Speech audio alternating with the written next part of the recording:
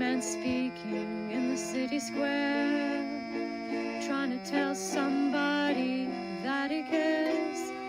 Can you blame the voice of youth for asking what is true? Yeah, the ones that you're calling wild are gonna be the leaders in a little while. When will the lonely voice of youth cry, what is true? This our world's waking to a newborn babe, and I solemnly swear it'll be their way. You better help that voice of youth find what is true. And the lonely voice of youth cries, what is true?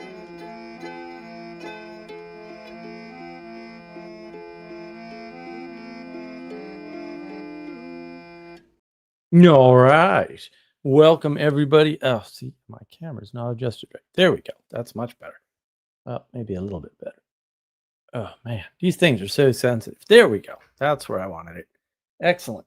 We are here. Polly is here with me. Oops, my monocle's all messed up. I can't see. Now I can't see better. There we go. Perfect. I have my Sam Powell. I hope you have some equivalent delicious drink, although nothing beats Sam Powell. And of course, I have my Muppet mug. Have you considered? Have you? Because you should consider. And I've got some mint tea over here because it's a mint tea day. It smells delicious. It's Moroccan mint. I don't know why that's significant. Moroccan tends to be a muted mint, a little bit more body, but less of a punch. And I've got some cookies. These things are delicious. These dark wafer cookies. Why is everything weird today? There we go. Yeah, these delicious dark chocolate wafer cookies. Absolutely yummy. In case I get peckish, can snack later. Hopefully someone will come on so I have snack time. So yeah, we are going to be talking about orientation and how to see people. And this is mostly due to the fact that I've been working on a reaction video to Brett Weinstein and James Lindsay on the woke right thing. It's light years worse than anything I could possibly have ever imagined in my life.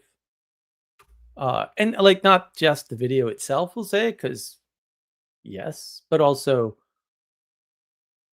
if people are watching either of these two guys, especially in that video, and not figuring out that like they're both lunatics and they shouldn't be anywhere near them or listening to them about anything, that's concerning.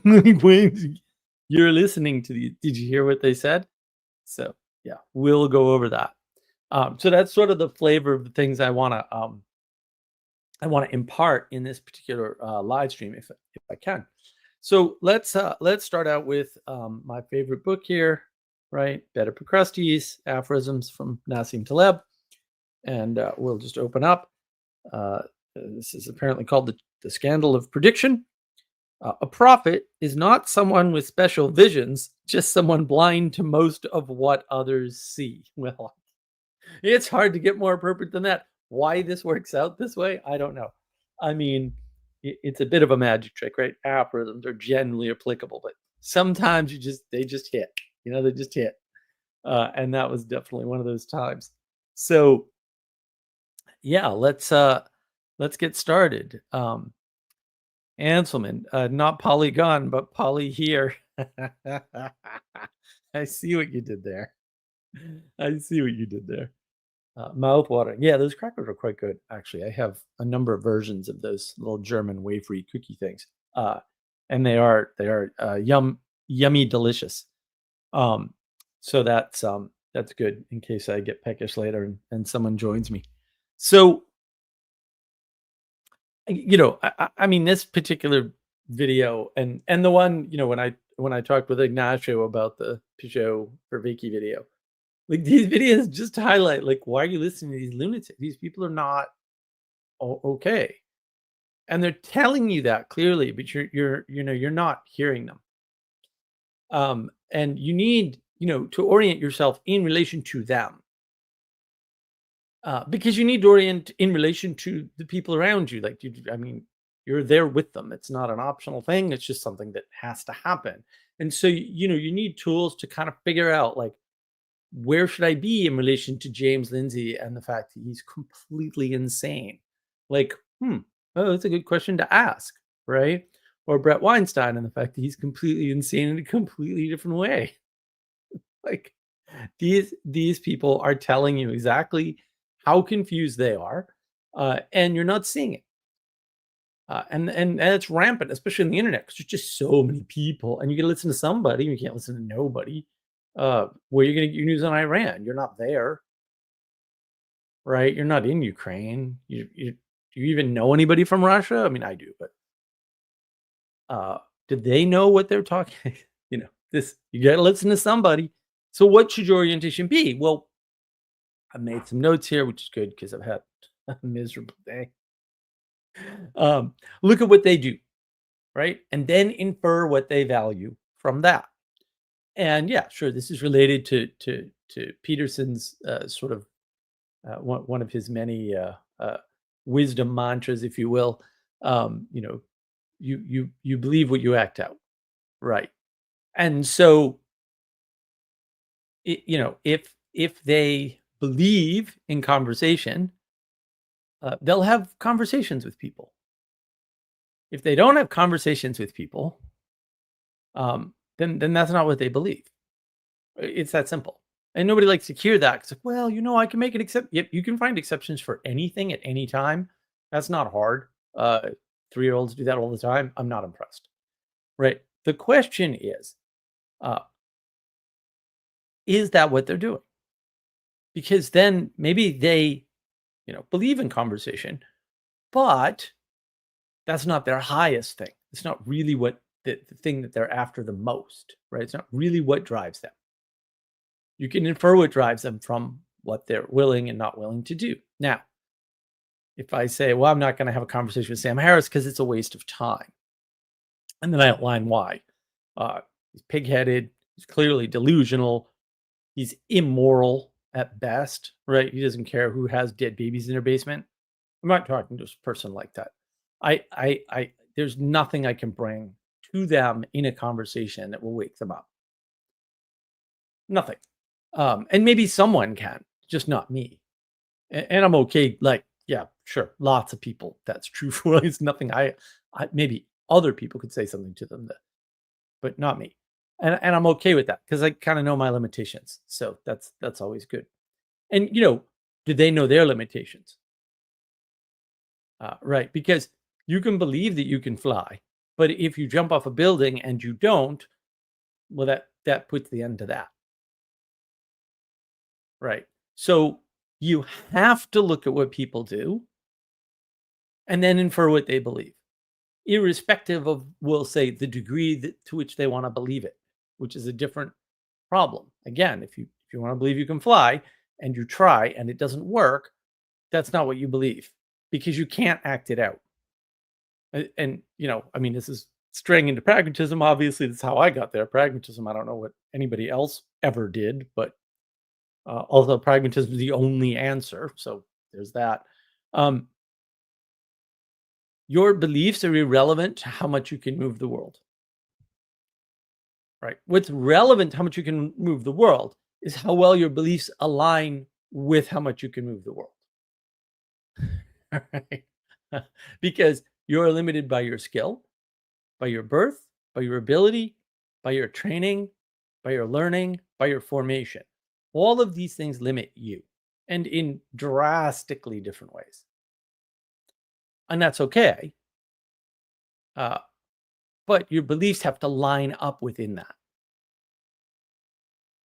Okay. if you believe you're a world-class soccer player and you can't kick the ball, I got news for you. Um, the problem is, you may see it's a silly example. It's not a silly example. It's an actual example of an actual person. Like, there's lots of people like this. They think they're really good at software engineers and they're terrible. They think they're really good managers and they're absolutely awful, right? People self-enchant all the time, all the time. Constant problem, self-enchantment. And you can kind of notice this by what they do versus what they say. You can just look at what they do, ignore all the words, and infer what they believe, what they value, right? You can see all their values in their actions. What are you going towards? Right. And sometimes you can hear it too. Like you can hear them do this trick. So this person will have people from the quote left and quote right. I don't know who's making these designations um, on their podcast. And therefore, they're one of the good guys. I was like, what? Not if they're a leftist. Sorry. But also, at this point, data's in. It's kind of hard to deny now. The fact that they'll, quote, talk to, quote, both sides, whatever that, there aren't two sides. Like, I don't understand any of this framing. It doesn't mean anything. But you value conversation over action. That's for sure. That's for sure. And you could say, oh, there's an action in having it. No, there isn't. That's actually false. There might be work in it. There might be actions associated with it. But it in and of itself is not an action. And because we've lost that depth of grammatical understanding in the language, see my previous live stream about literacy versus comprehension here, the flood of literacy, just destroying our comprehension. That's where it comes from. That's why we right now, most people have a problem looking at what people do. And the inference skills are just atrocious, but that's still the best option. And another trick is don't believe what conclusions people hand you. Listen to what they say. I've a lot of people will be like, oh no, Sam Harris is okay. I was like, he clearly has Trump derangement syndrome. And he doesn't care who has dead babies in their basement. That's serious. Those are two separate problems too. They were said separately. I realize one exists in the context of the other, and one can explain the other, but they are independently horrific claims that add up to a very clear message. And if you're not listening to that message, but you're listening to, well, obviously I'm a good person because I know about the moral landscape and I move away from the furthest evil or whatever nonsense he's spouting this week, you'll ignore the observation. You won't be hearing what they said about themselves, because sometimes people reveal, well, I would say all the time, but that takes a lot of work to sort through. I kind of do it like breathing, but a lot of people can't do it at all. Like, I hear very much what people say and I interpret them very strictly to definitions of words. And my goodness, does that work so well. It's amazing how much people reveal in the choices of word positioning, tone, which words they're choosing. Like, word positioning is huge. Just understanding the depth of language and then hearing the change in depth because they sequenced words in a certain way. And they don't even realize they're betraying themselves because your unconscious does that to you. Your unconscious is a bastard. So if you listen closely enough, if you're actually hearing what people are saying, they'll just reveal all kinds of things that they don't realize they're revealing. And that can be very useful to see where they're oriented and therefore where you should orient, maybe away from them in many cases. Right, but you also need to know who to orient towards, right? And so listen to what people say, watch what they do. These two things will help you to know where their orientation of the other person is and where you should orient in relation to them. And you'll often run into these problems with people say like, well, That guy's pretending to be religious, but he's cheating on his wife. It's like, okay, are you going to find someone that you follow in anything that is does not have that kind of a problem? Are you sure? Like, would you know? Is it a valid critique? I'm not saying it's not. I'm just saying, like, is it though? Like, and why? Why is it a valid critique? Are they somehow better or worse than somebody else who does the same thing? Or maybe just not that you know of? Because that's always the problem. You're assuming a level of access. Maybe something got revealed. And so you go, revealed thing, therefore we must take action. It's like, kind of depends on what got revealed. It kind of depends on how that is in relation to everything else. Because there's a lot of stuff in the world. And you could do a lot worse. He doesn't cheat on his wife, but he runs a child trafficking ring. Because that happens. You know, you got to be able to weigh these things. And sometimes you can't. And so you just have to accept the flaw you know versus the flaw you don't know. Because it just turns out we're in a flawed world. I don't know. Imperfect world, imperfect people, something like that. Another sort of trick for figuring out the orientation of other people and where you should orient in relation to them is contradictions. Right? Contradictions tell you what people cannot believe and therefore how they will not act. If someone's stating a contradiction, like, there's no room for belief in a contradiction. By definition, it's what a contradiction is. It's an unresolvable situation that doesn't allow for belief. That technically, that's just what it is, right? It's usually a limitation of a worldview, right? So you can look at some of the so-called paradoxes. Is it like an inherent contradiction? It's not a contradiction. It just usually a limit of your frame. Your frame can't resolve these types of problems. Fair enough.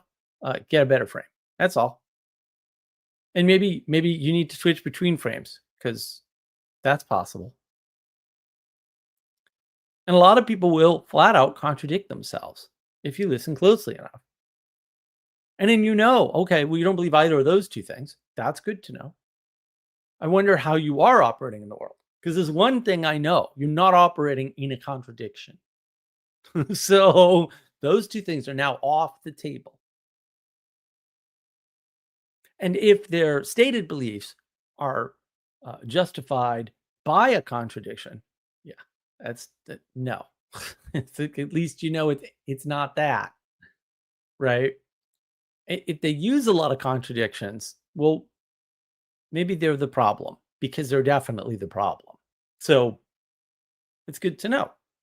But then you know how they're going to act, or rather how they're not going to act, because you can't act out inside of a contradiction. Right? You have to step outside of it.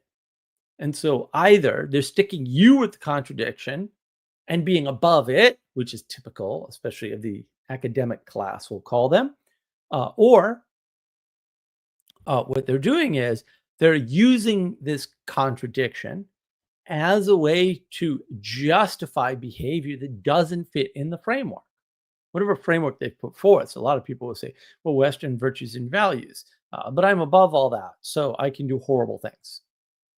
And you'll see that pattern everywhere. Man, is that pattern all over the place. I don't know which one's more common, but they're both all over the place patterns. Like, you see them constantly. They're following Hegel down the Hegelian rabbit hole of retardation, I guess. Reduction is dangerous, right? Because when you hear somebody reduce their point, it could be that they're a smart person who's able to summarize well, right? Or it could be just manipulation. And it happens all the time. Now, I don't want you to read manipulation as, some nefarious, conscious intended plot to take over your life. It might be, but most manipulation is somebody trying to convince you of something that they want to believe is true. So they want more people believing the same thing, the more real it is. That's effectively how most human thingies work. This is why tribalism is real, and you're not going to get around it.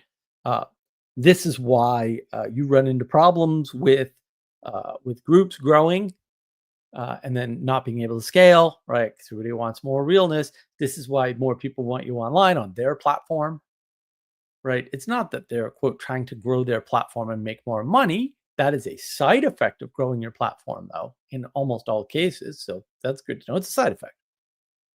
It's not usually the main thing. Sometimes it is. Some people are very greedy, but they're rare, fortunately. So it's good to know that people might manipulate you in order to get a bigger tribe instead of being smart and summarizing or reducing a point correctly. Because most point reductions, the woke right really is, right? But the problem with that is when you say reduce and you're using abstractions, you didn't reduce anything. You made it more abstract, which makes it larger and open to more modes of interpretation. So to go from woke right to critical theory, and then say, well, critical theory can be all kinds of things. It's like you can put anything in the frame of critical theory, like actually anything. So while you're not wrong, your point is universal and therefore unimportant, because there could be critical microphone theory. And now I'm woke right, I guess. These formulations make no sense because they're too abstract to allow for discernment. Because what you need is discernment. That's what you need. Without discernment, you're in a lot of trouble. Right? So you have to be careful with reduction. You have to know if they're reducing or if they're making it more complicated. You have to understand, even if they are reducing, that their reduction is a correct one. Right? You can't reduce, say, the thought of Hegel to the Hegelian so-called dialectic, which it is not, by the way, but I can't have a dia and then have three things. It's not that hard. That would be ridiculous. It's not a valid reduction. Now, it might be a valid reduction if you're talking about something that specific, but these things are hard to work out. That's why reduction is dangerous. It sounds smart, but it's often used to manipulate, especially by smart people to manipulate other people with language. So both can be true, right? They can be smart and be manipulating you. True summarization is an art form. It takes a lot of practice. And summarization isn't a generic thing. A generic summarization is almost certainly going to be abstractions. So a summarization for an audience, a large audience. But a good summarization is catered to the listener. So if you want me to summarize, Moby Dick, I can summarize it in abstractions. It's a book about the dangers of industrialization, the meaning crisis, and false religion. All three of those themes are there, right? There's a lot of other frames you could put that book in, none of which would be wrong. Did I reduce the book? I mean, in a way, it's a lot of pages, and I just sort of quote summary. But that's not a summary that gets at whatever it is you want to know about the book, because we're not having a conversation. I'm just telling you things, broadcasting it to the world. And so there's limits to that style of communication.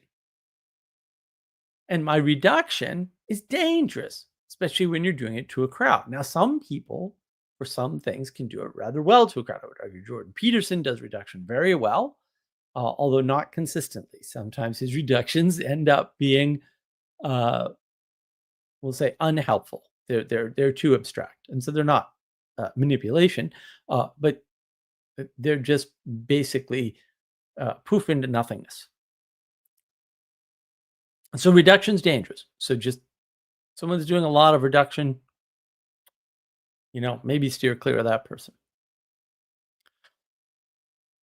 Another thing that you sort of hear people orienting themselves, and this is a great tell. They'll often put their strategy in a single person frame. And so they'll do something like, well, you and I are having a conversation, right?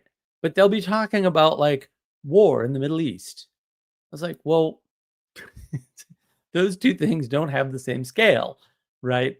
A conversation between two people necessarily is an individualistic frame. What you can get a group of 30 people to agree on, we'll say, or vote on, has no overlap at all with that, except that there's single persons involved in both. It's just a different number. But that number, right, quantity has a quality all its own. Yeah, it kind of does. That's a point of scale, right? That's where you have some momentum. A video on momentum. If you haven't seen it, wonderful video. So this pointing to a single person, pointing to a personal frame, when you're not talking about that person or any of the persons in the frame, is very dangerous, because a frame like Iran doesn't have a person in it. It has many persons in it, a hell of a lot of persons, and an entire hierarchical structure. And so you can't say, well, it's my relationship to Iran. That doesn't make any sense. You're a person. Okay. So the rules of your relationship to Iran don't apply as Iran's relationship to Russia. Like that's not a thing. I think whatever those rules are, they might be pattern invariant rules, but they're not going to look alike at all. And so you kind of have to know that. You have to watch out for this single person strategy. And this, if you've watched The Trick of Socialism, another wonderful video that I have on navigating patterns, you'll know, like, that's exactly what Karl Marx does. It's exactly what because he's a narcissistic jerk. So of course he only thinks about one person himself, and he injects himself into the story. That's another thing that people do, right? So one way they take this single person strategy is they'll make it about them or about you and inject you into a story that you're not part of to prove a point. Now, I'm not saying that's never valid, but it's almost never valid because you're not in that story. And the ways that it's valid is to say, oh, if you were at the Battle of the Bulge, you don't know what you would do. You think you would be the hero. You think you'd be able to shoot the bad guys, right? But you don't know. Or vice versa. Like, oh, you don't know if you'd be able to shoot, the Americans as a German, right? Like, that's a good use of injecting you into the story. But uses outside of that are very questionable usage. Injecting yourself and saying, well, if I were the president, I'd be doing this. You don't have access to the information the president has access to, like, for real. So your presumption about what you would do if you injected yourself is insane. It's an actual mental illness at that point. Not in all cases, but in that case, it's a mental illness. It's a problem. Don't listen to people doing that.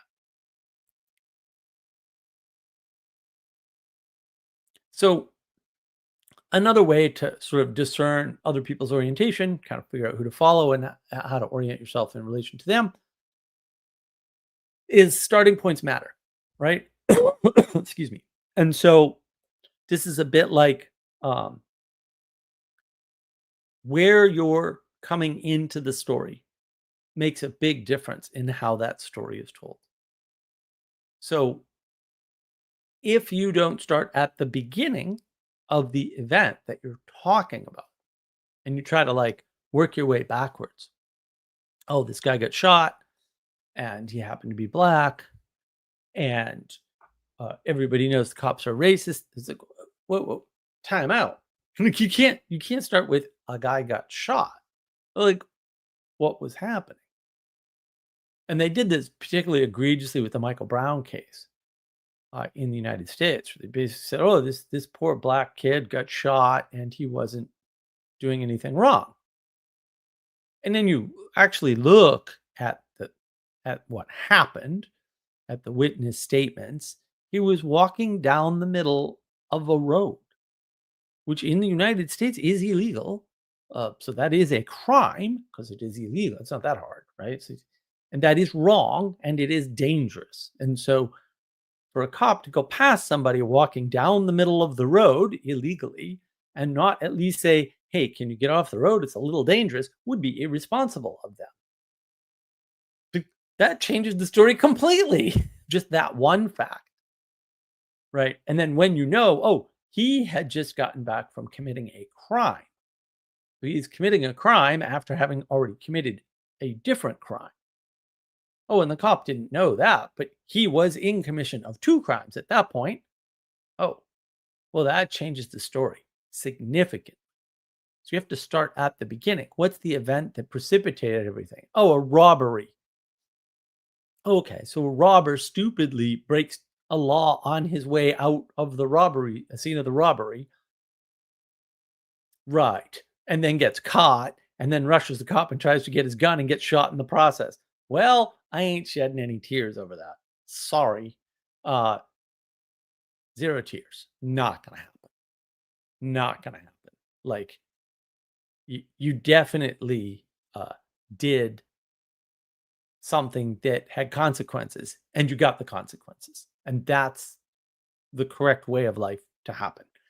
At starting points, paying attention to starting points can tell you a lot about how somebody thinks about a situation or a problem. If your starting point is the 1619 project where everyone's original sin is slavery and that's how the new world was born, which is about as ridiculous a tale as the sun comes up in the north, explodes every day and kills us all, because that also doesn't happen at about the same magnitude. What are you trying to do? You know what that person's trying to do, right? They're trying to race bait. They're trying to stir up controversy. They're trying to see what they can get away with, like all of these things all at once. And so their orientation is, we'll say evil, just for short. Let's just keep it precise and accurate. Lying about history when you could easily know better is evil. And it's not evil, and it's not good or redeemable, right? At least not by you and I. If people want their sins redeemed, they have to confess and repent and do their penance. There's no other way for it, by the way.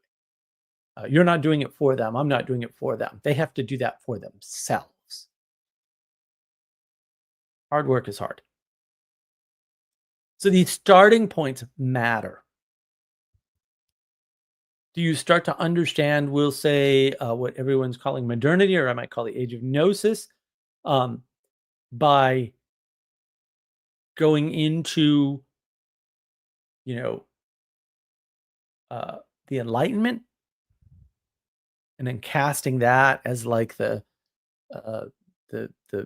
Western ethos going forward, or something, or the birth of the West, maybe. It's hard to tell. People are talking about this now, right? Or the birth of liberalism, because that's not the start of any of that.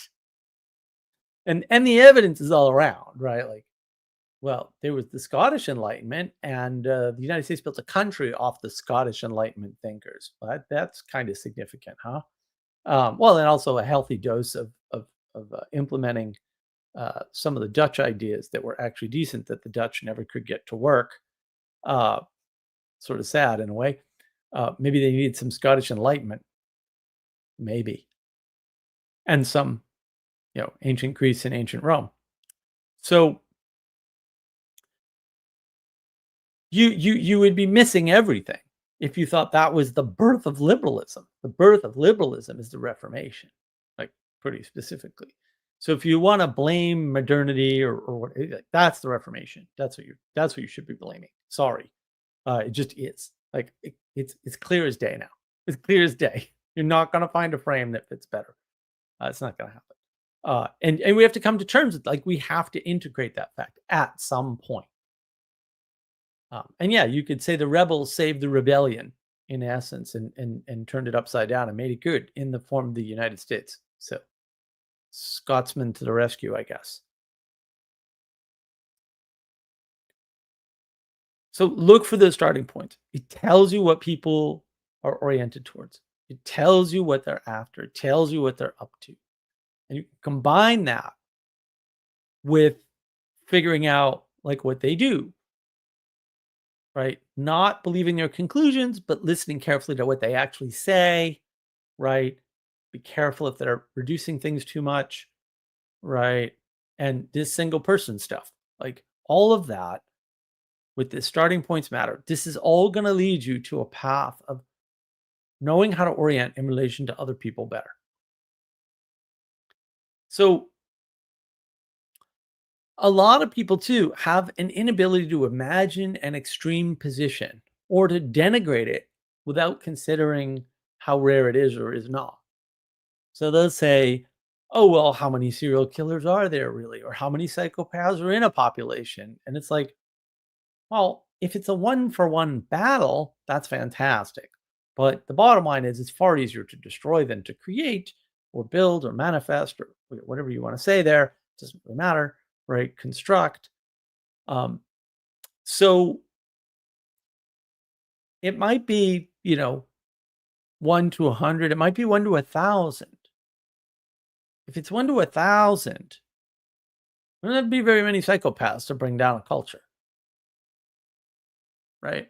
There wouldn't be very many serial killers to destroy significant portions of society. It's not required.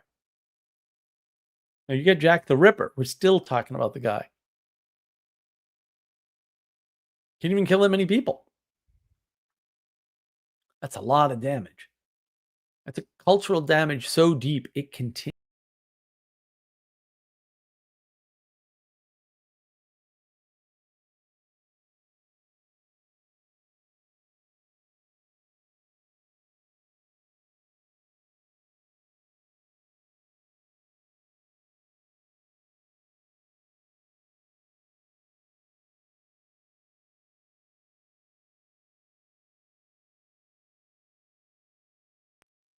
Whoa.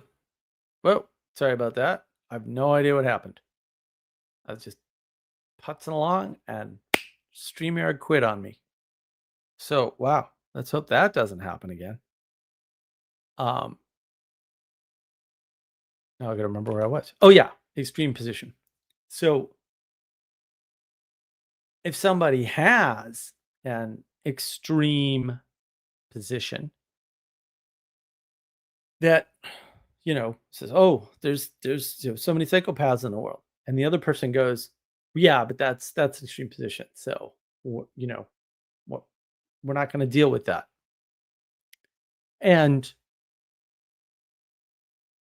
that's a bad sign, because what if it's important?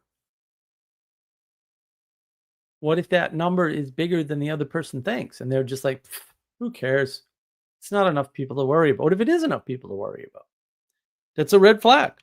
That's a red flag. Or they fluff it away. They're like, well, yeah, but we can just put them all in mental institutions. Well, what do you mean? Like, first you got to find them. Do you have a way to identify them? And then you have to figure out a methodology for removing them from the society, something you probably don't believe in doing because you're a liberal.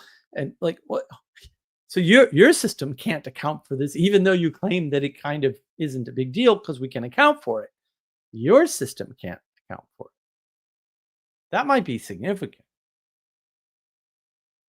Right. And you'll hear the James Lindsays and Brett Weinsteins of the world make this mistake all the time. They're brought up something that doesn't work within their system, and they treat it like an extreme outlier that never occurs or could be easily dispensed. Like, we can work that out. We can work that out later. Yeah, no, you can't. You didn't even think of it. You haven't considered it ever. You haven't even considered it.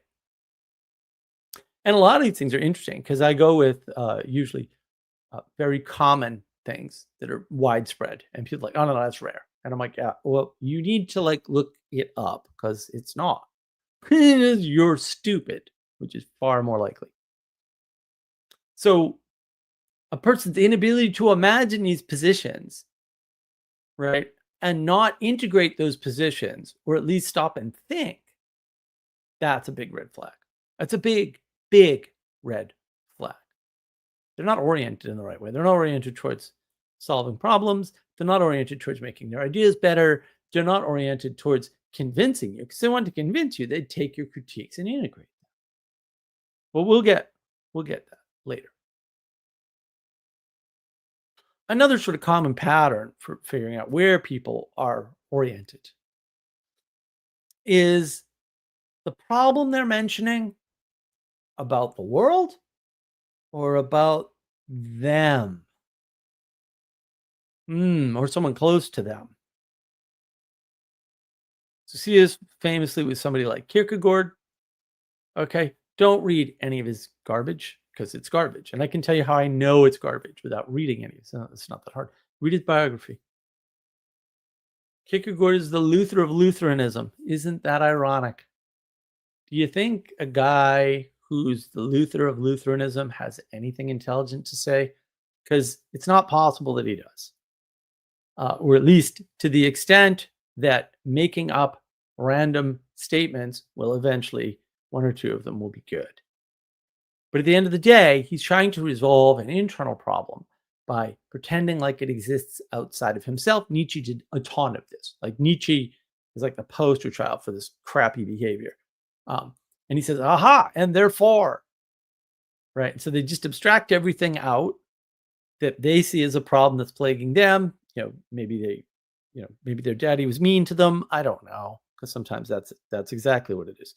And then they pretend like, well, the problem is that bad relations between sons and fathers happen in the culture, and that's because society, because Rousseau is smart, or whatever. Not they always they often too end up at well-known positions in, quote, modern philosophy, which doesn't exist, but different live stream.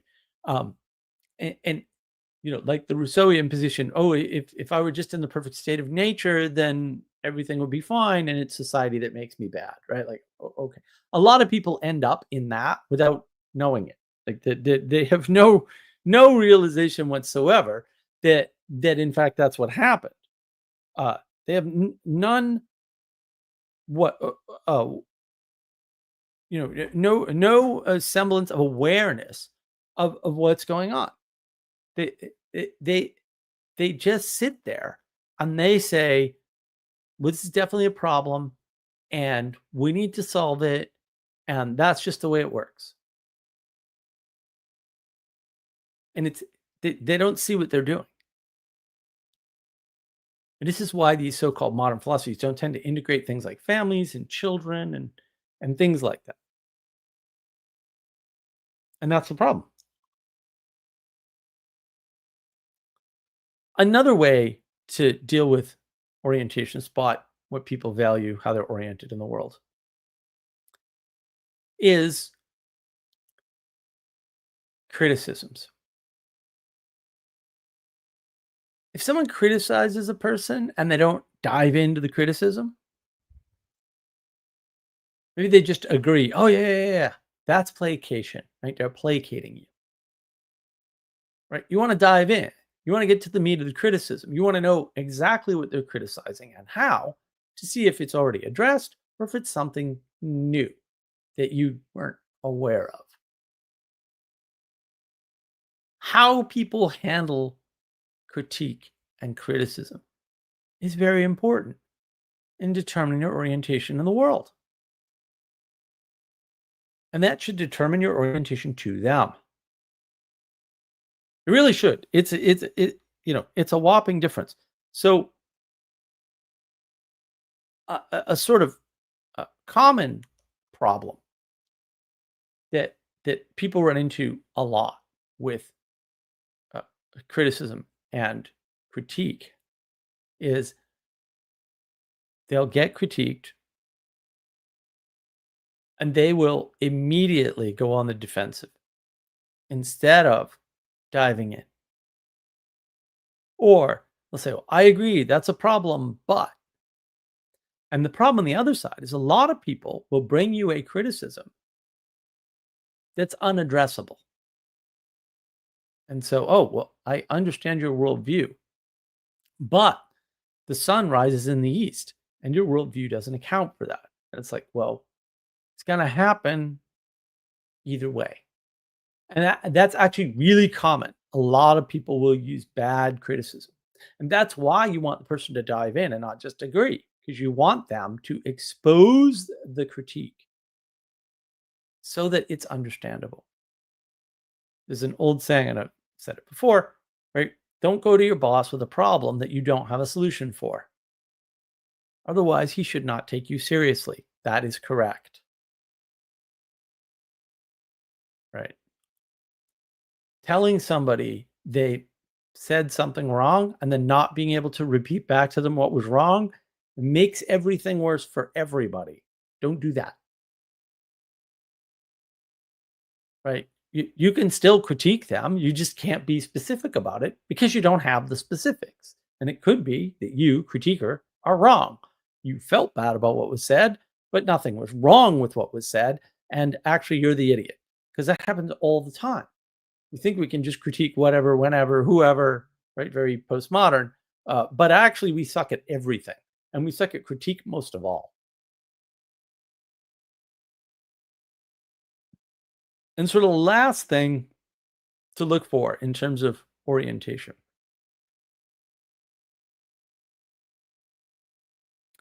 is flat world thinking. Now, I could give you examples, but they're going to sound a lot like the examples on reduction and on um, people putting something into a single perspective, right? That so-called individuals don't exist perspective.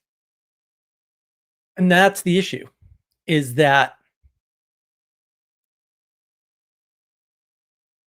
the inability of people to think in a multivariate equation way, Jordan Peterson's way of saying it, also the technically correct math way of saying it, or in a way where there's a dimensionality, right? If you think there's only left and right, you're a flat world thinker, and I got news for you. You're so wrong. There's nothing you can tell me about the world that won't be wrong in a flat context of left and right. Nothing. Everything you say will be so unhelpful. It may even be true in a flat world perspective, sure. But like, I'm not in the flat world. That's not where I don't live in a dichotomy. I don't live in a contradiction or I don't live. Maybe you do. That's a you problem. That's not a me problem. I don't have a problem.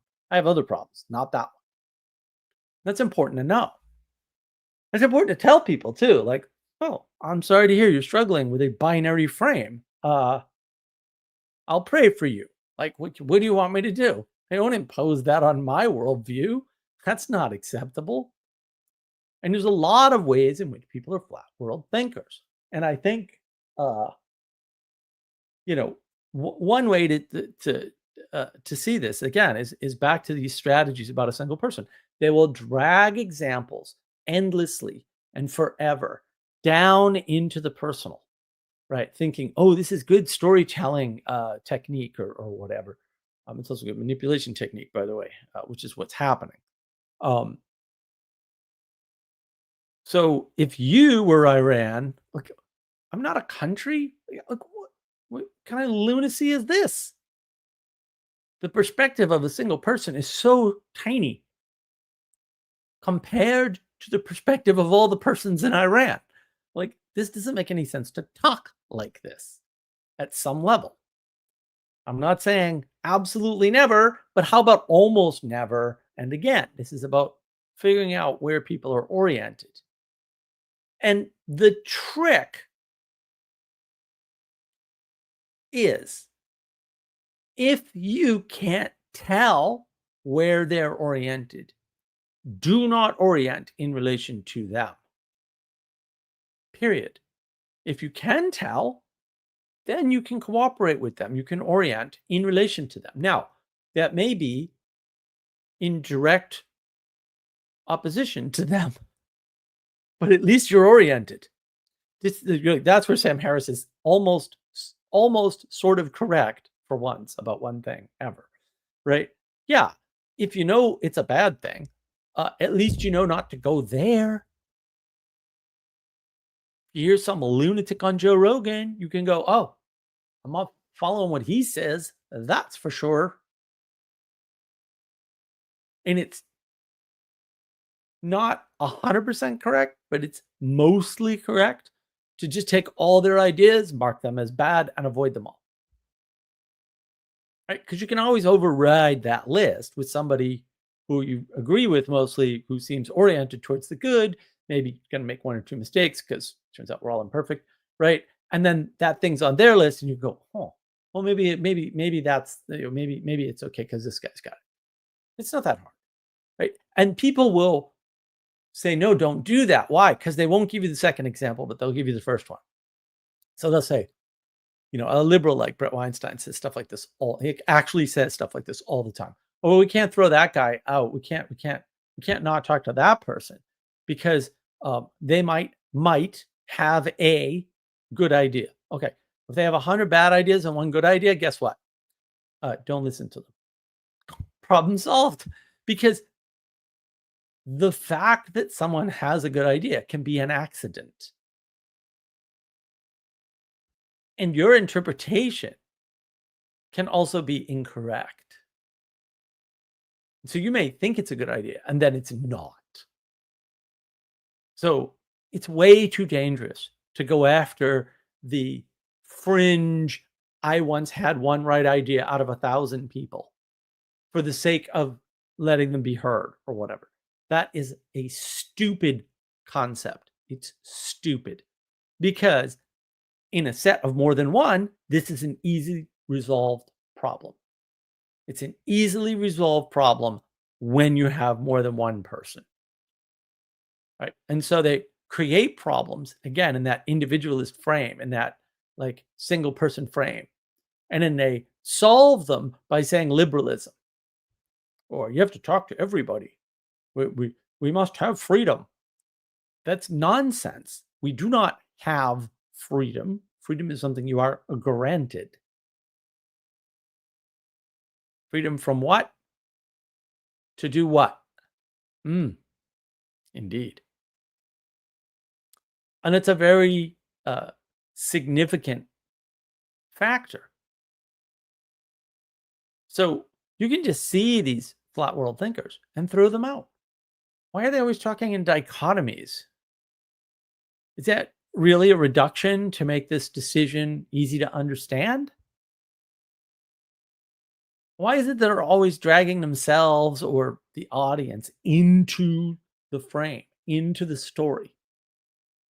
Because on the one hand, they're taking this God's eye, objective materiality view, and on the other hand, they're either injecting themselves in or dragging you into the story and then telling you what you're doing. I'm not a fan. I don't need to be told what I'm doing. Okay, I'm not too. But maybe they are. Maybe we shouldn't listen to these people. But we need to know that. We need these skills. Look at what they're doing. Infer what they value from what they do. Don't believe the conclusions they hand you. I'm a nice guy. Listen to what they say.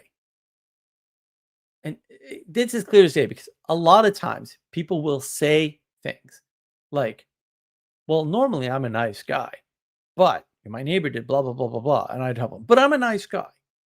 Oh, okay, bro. Contradictions tell you what people cannot believe and therefore how they will not act. You do not live in a contradiction or a paradox. You never have, you never will. You cannot, by definition, if somebody says otherwise, they're wrong. It's not hard. You cannot act in a contradiction. It's the purpose of paradoxes and contradictions, particularly in ancient Greek thought, was to show you the limitations of your worldview or the limitations of the system that you're in. It doesn't make the system bad. It just gives you boundaries for the system. Oh, this system can't do these sorts of things. Good to know. I'll have to switch tools. Ooh, multiple tools. What an upgrade. You're not going to hear that out of the binary thinkers. Reduction is dangerous.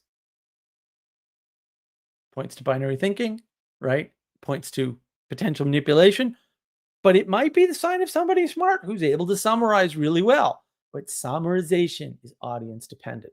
The larger the audience, the more abstract the summarization, the less you're actually summarizing, because abstractions are higher and summarizations are condensations, they're lower.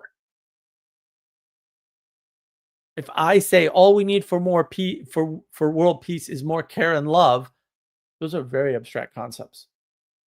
Any way you slice it, that's not helpful. Anytime there's a strategy about a single person dragging either the speaker themselves or an audience member or an interlocutor into the frame, be very careful of that. Anytime they talk about a large problem and then reduce it down to this is how individuals solve it. Well, there are no individuals, so that didn't happen, and it's never going to happen. All right. Persons are connected to other persons. But my personal way of solving a problem and somebody else's personal way of solving the same problem are different, and there's nothing wrong with that. So that doesn't scale in any case ever to groups. Cannot. Ever. The strategies that are about single interactions, they don't scale. The larger the group, the more variables you have to account for. And you have to account for them. And the more side effects there are, right? Non-optional side effects. So while you may think the possibilities sort of grow with the size of the group, at the same time, the constraints increase. And that takes a shape or a form, by the way. Right. And it's that shape or form that a lot of people talk about in terms of binding.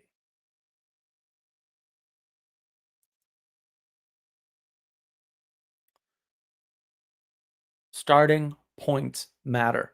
Where is this person starting the story? What presuppositions are they starting from? What assumptions have they made? What presumptions are they putting on you?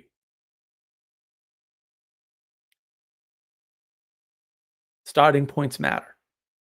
Where are you telling the story from? Are you taking some holier than thou objective material reality view? I heard somebody not too many months ago, and they kept insisting that an institution that they're not part of, but they're not in the institution at all. They're not associated with the institution.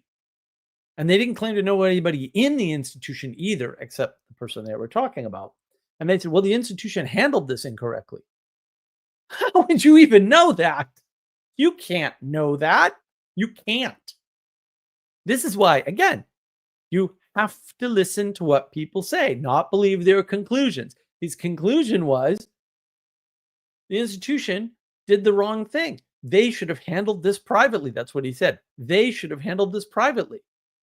Well, dumbass, if they handled it privately, you wouldn't know. So the statement that they handled it wrongly because they didn't handle it privately can never be correct, ever. It might be accurate to what happened, but you don't know that because you don't have access to that information by definition. The guy did it 3 times at least in the same conversation. I was like, what is wrong with this person? That's where they're starting from. They're starting from, I know all of the things that happen from the results, by the way, which I'm like, really? Wow. That would be awesome if anybody could do that. But it's just playing God. This is flat out playing God. It's not real. So starting points matter. Inability to imagine an extreme position or just denigrate it. Just whatever. They're psychopaths. Everybody knows this. We could do something about it. I was like, no, they're not integrated into your worldview. How big is this problem? Don't just say, it's small. Like, that's not appropriate. Think about the person you're talking to. Is it a problem of the person or is it a problem of the world? A lot of people project their problems onto the world and solve them there instead of solving them in their own life. It's a lot easier. Granted. How do they handle criticism? Do they integrate it?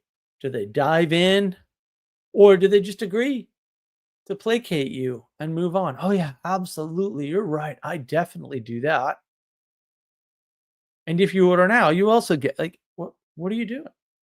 I don't want you to agree. I want you to dive in. I need to know if my critique is valid. I don't want you to just poo-poo it. Look out for that flat world thinking. It's everywhere. Looking for these things, listening closely to what people are saying, watching closely what they're doing will give you a sense. Your inference is a function of your intuition. Inference is not a function of logic, reason, and rationality at all. Logic, reason, and rationality can justify an inference, but they do not create one because they can't. They can create many, but that's not helpful because you want one.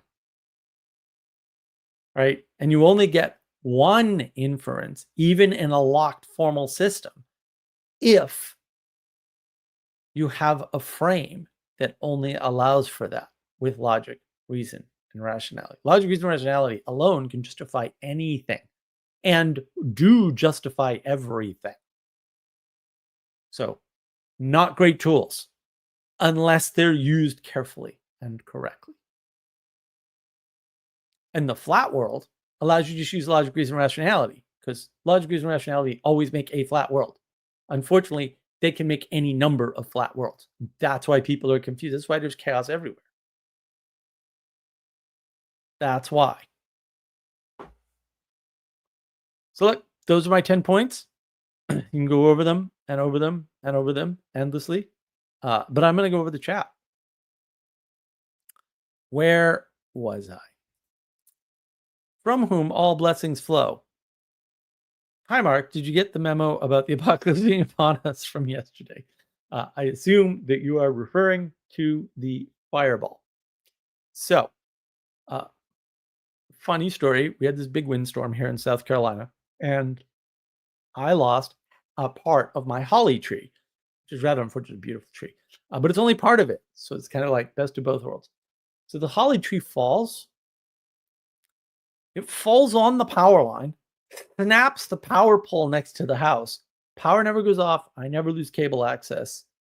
Tree doesn't hit the house. Pole doesn't hit the house. The pole's like 7 feet from the house. It's a 30-foot pole.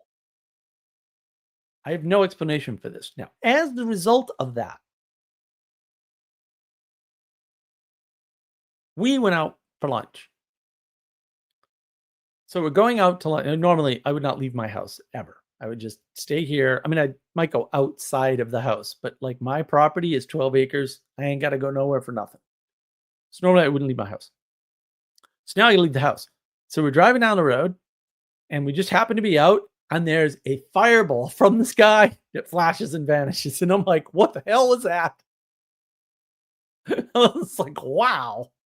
The odds of me seeing that are zero. I saw another fireball a few years ago coming out of Charleston Airport at night. I was just sitting there at the top down and there's a fireball. I'm like, what is happening? So it's Fireball City. So yes, in fact, the world is ending and it's okay. Hey, David, it's good to see you. From whom all blessings flow. Is there an origin story behind the pirate outfit? Pirates are cool, and we're in the age of piracy. And even Rachel Fulton Brown talks about this all the time, which I find hysterically funny. Yeah, we're in the age of piracy. It is not mere symbolism, I want to say. It's sort of a tricky way to frame it, but I'm going to frame it that way. I'm just going to leave it there. Haha. Anselman. It's not one of Vicky's 4Ps, which made him irate. What do you mean irate?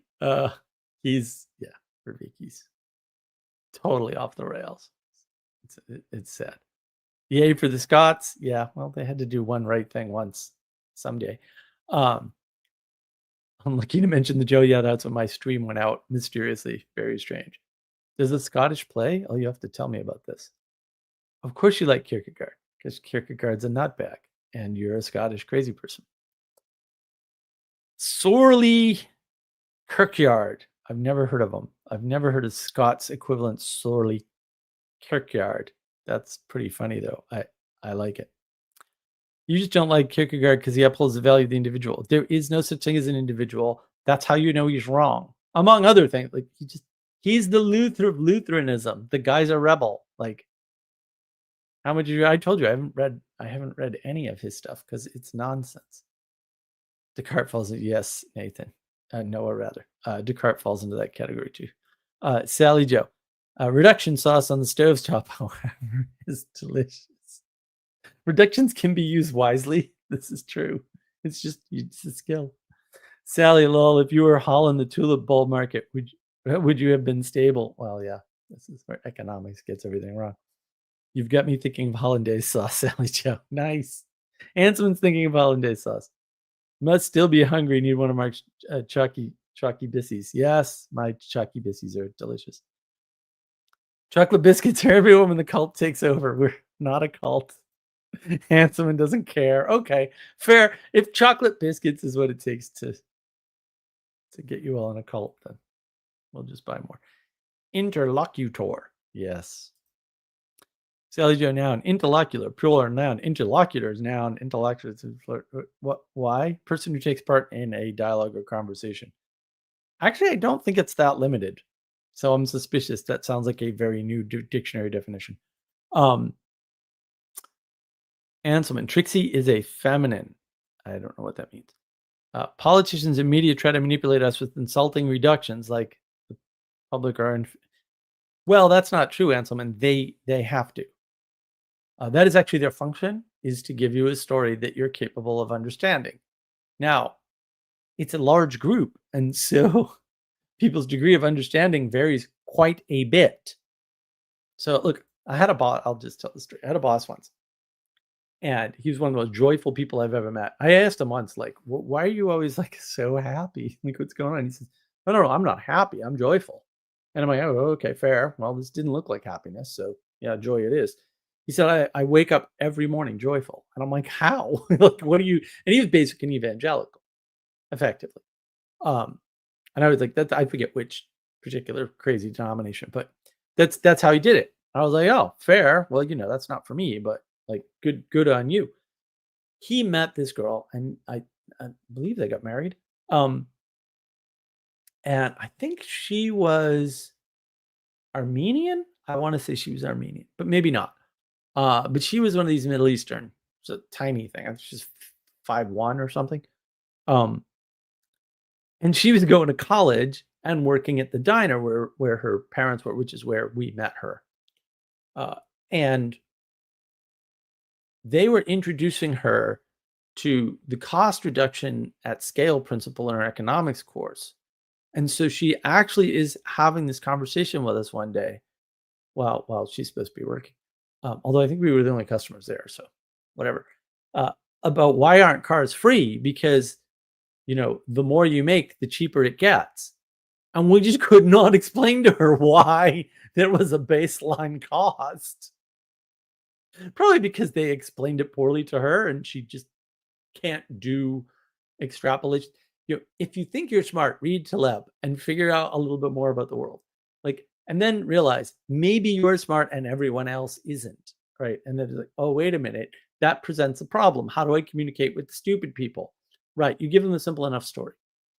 And Peugeot kind of talked about this with his talk with, now I don't remember the guy's name, but he did another Myth of World War II talk. Basically, it's not as good as mine, but whatever.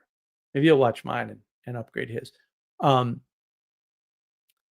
he did this talk, and he said, like, no, I'm not saying that we need a more sophisticated story, but we need a different one. Like, this one's run out. Right.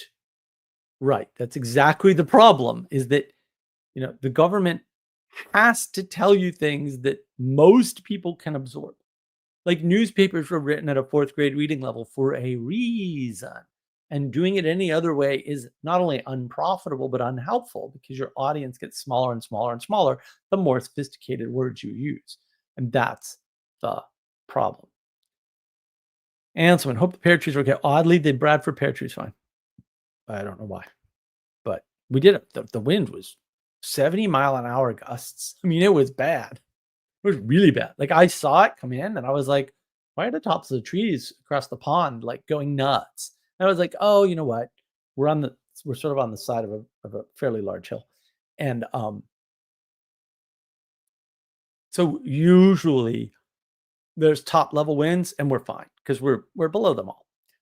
But they kept getting lower and lower and lower and lower, and I was like, oh, looking good.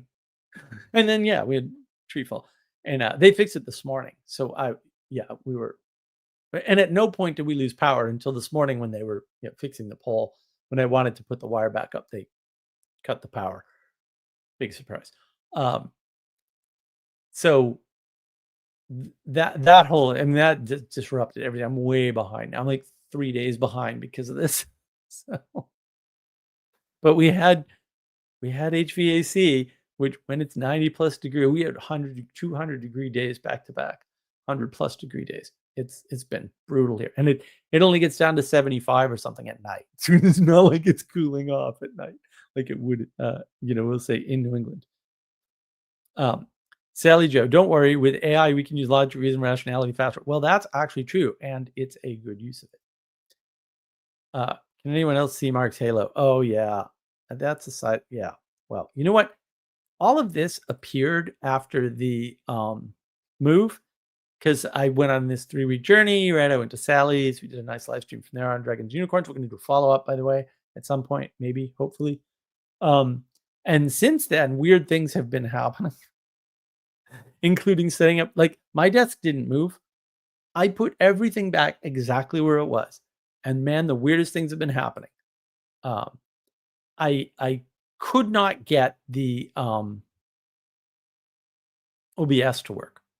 So I couldn't do any recorded videos because OBS would just quit. And I never figured out why. And then it just fixed itself. And I was like, okay, bro, whatever. Ain't got time for this. I'm busy watching meteors hit the earth, apparently, and not somehow getting hit by the electric pole, losing electricity, and getting hit by the trees outside my window. As in, the very top of the part of the holly tree that fell off is touching the glass of my window in front of me. Ruined my view, by the way, but whatever. We'll get the chainsaws out tomorrow and cut it all up. I don't know what's going on. I get no explanations. And so we need to get Mark a tri-corner hat. Well, feel free. Someone got me Polly here, so Sally Joe, he's a pirate in 2025. They have halos, I guess. Pirate, yes. Was it there all along? Because I'm just noticing it now. I'm fairly sure it wasn't there in the beginning. I think it came when that. Yeah, you know what happened probably too. I can probably get rid of it. This does actually adjust there. That should do away with it. Yeah, that fixed it. Yeah, so part of the problem is that right now all the tech is broken. Like everything technical is busted. Everything. And so what's happening is when StreamYard went away, the brightness on the ring light on the camera was set correctly. And then when it came back, it set it higher, even though it shouldn't have. So I don't know if it's an analog. You twist the ring to make it brighter or dimmer. So I don't know if it's an analog system or not. I just know it doesn't work because nothing works. So yeah, the resets on my microphone. I have to resound level. Like I have to do sound levels before every video because you can't trust. And now, this wasn't true 3 years ago, even 2 years ago. This was not true. I have a gain control on the mic, and I had everything set up, and it never varied, and now it varies all the time. And they did do a Windows update, I think last night, actually, or the night before. So yeah, it's just everything's a mess. Everything's a mess. Nothing works. No, don't expect any of your technology to work ever again, because the tech industry is completely screwed and flooded with morons, which floods out the people who actually know what they're doing. And so everything just gets worse and decays. It's a big pattern. Actually, I've been noticing that pattern and like lamenting existence. But fear not, I shall not turn to Kierkegaard and Nietzsche to save me because they're morons. Look,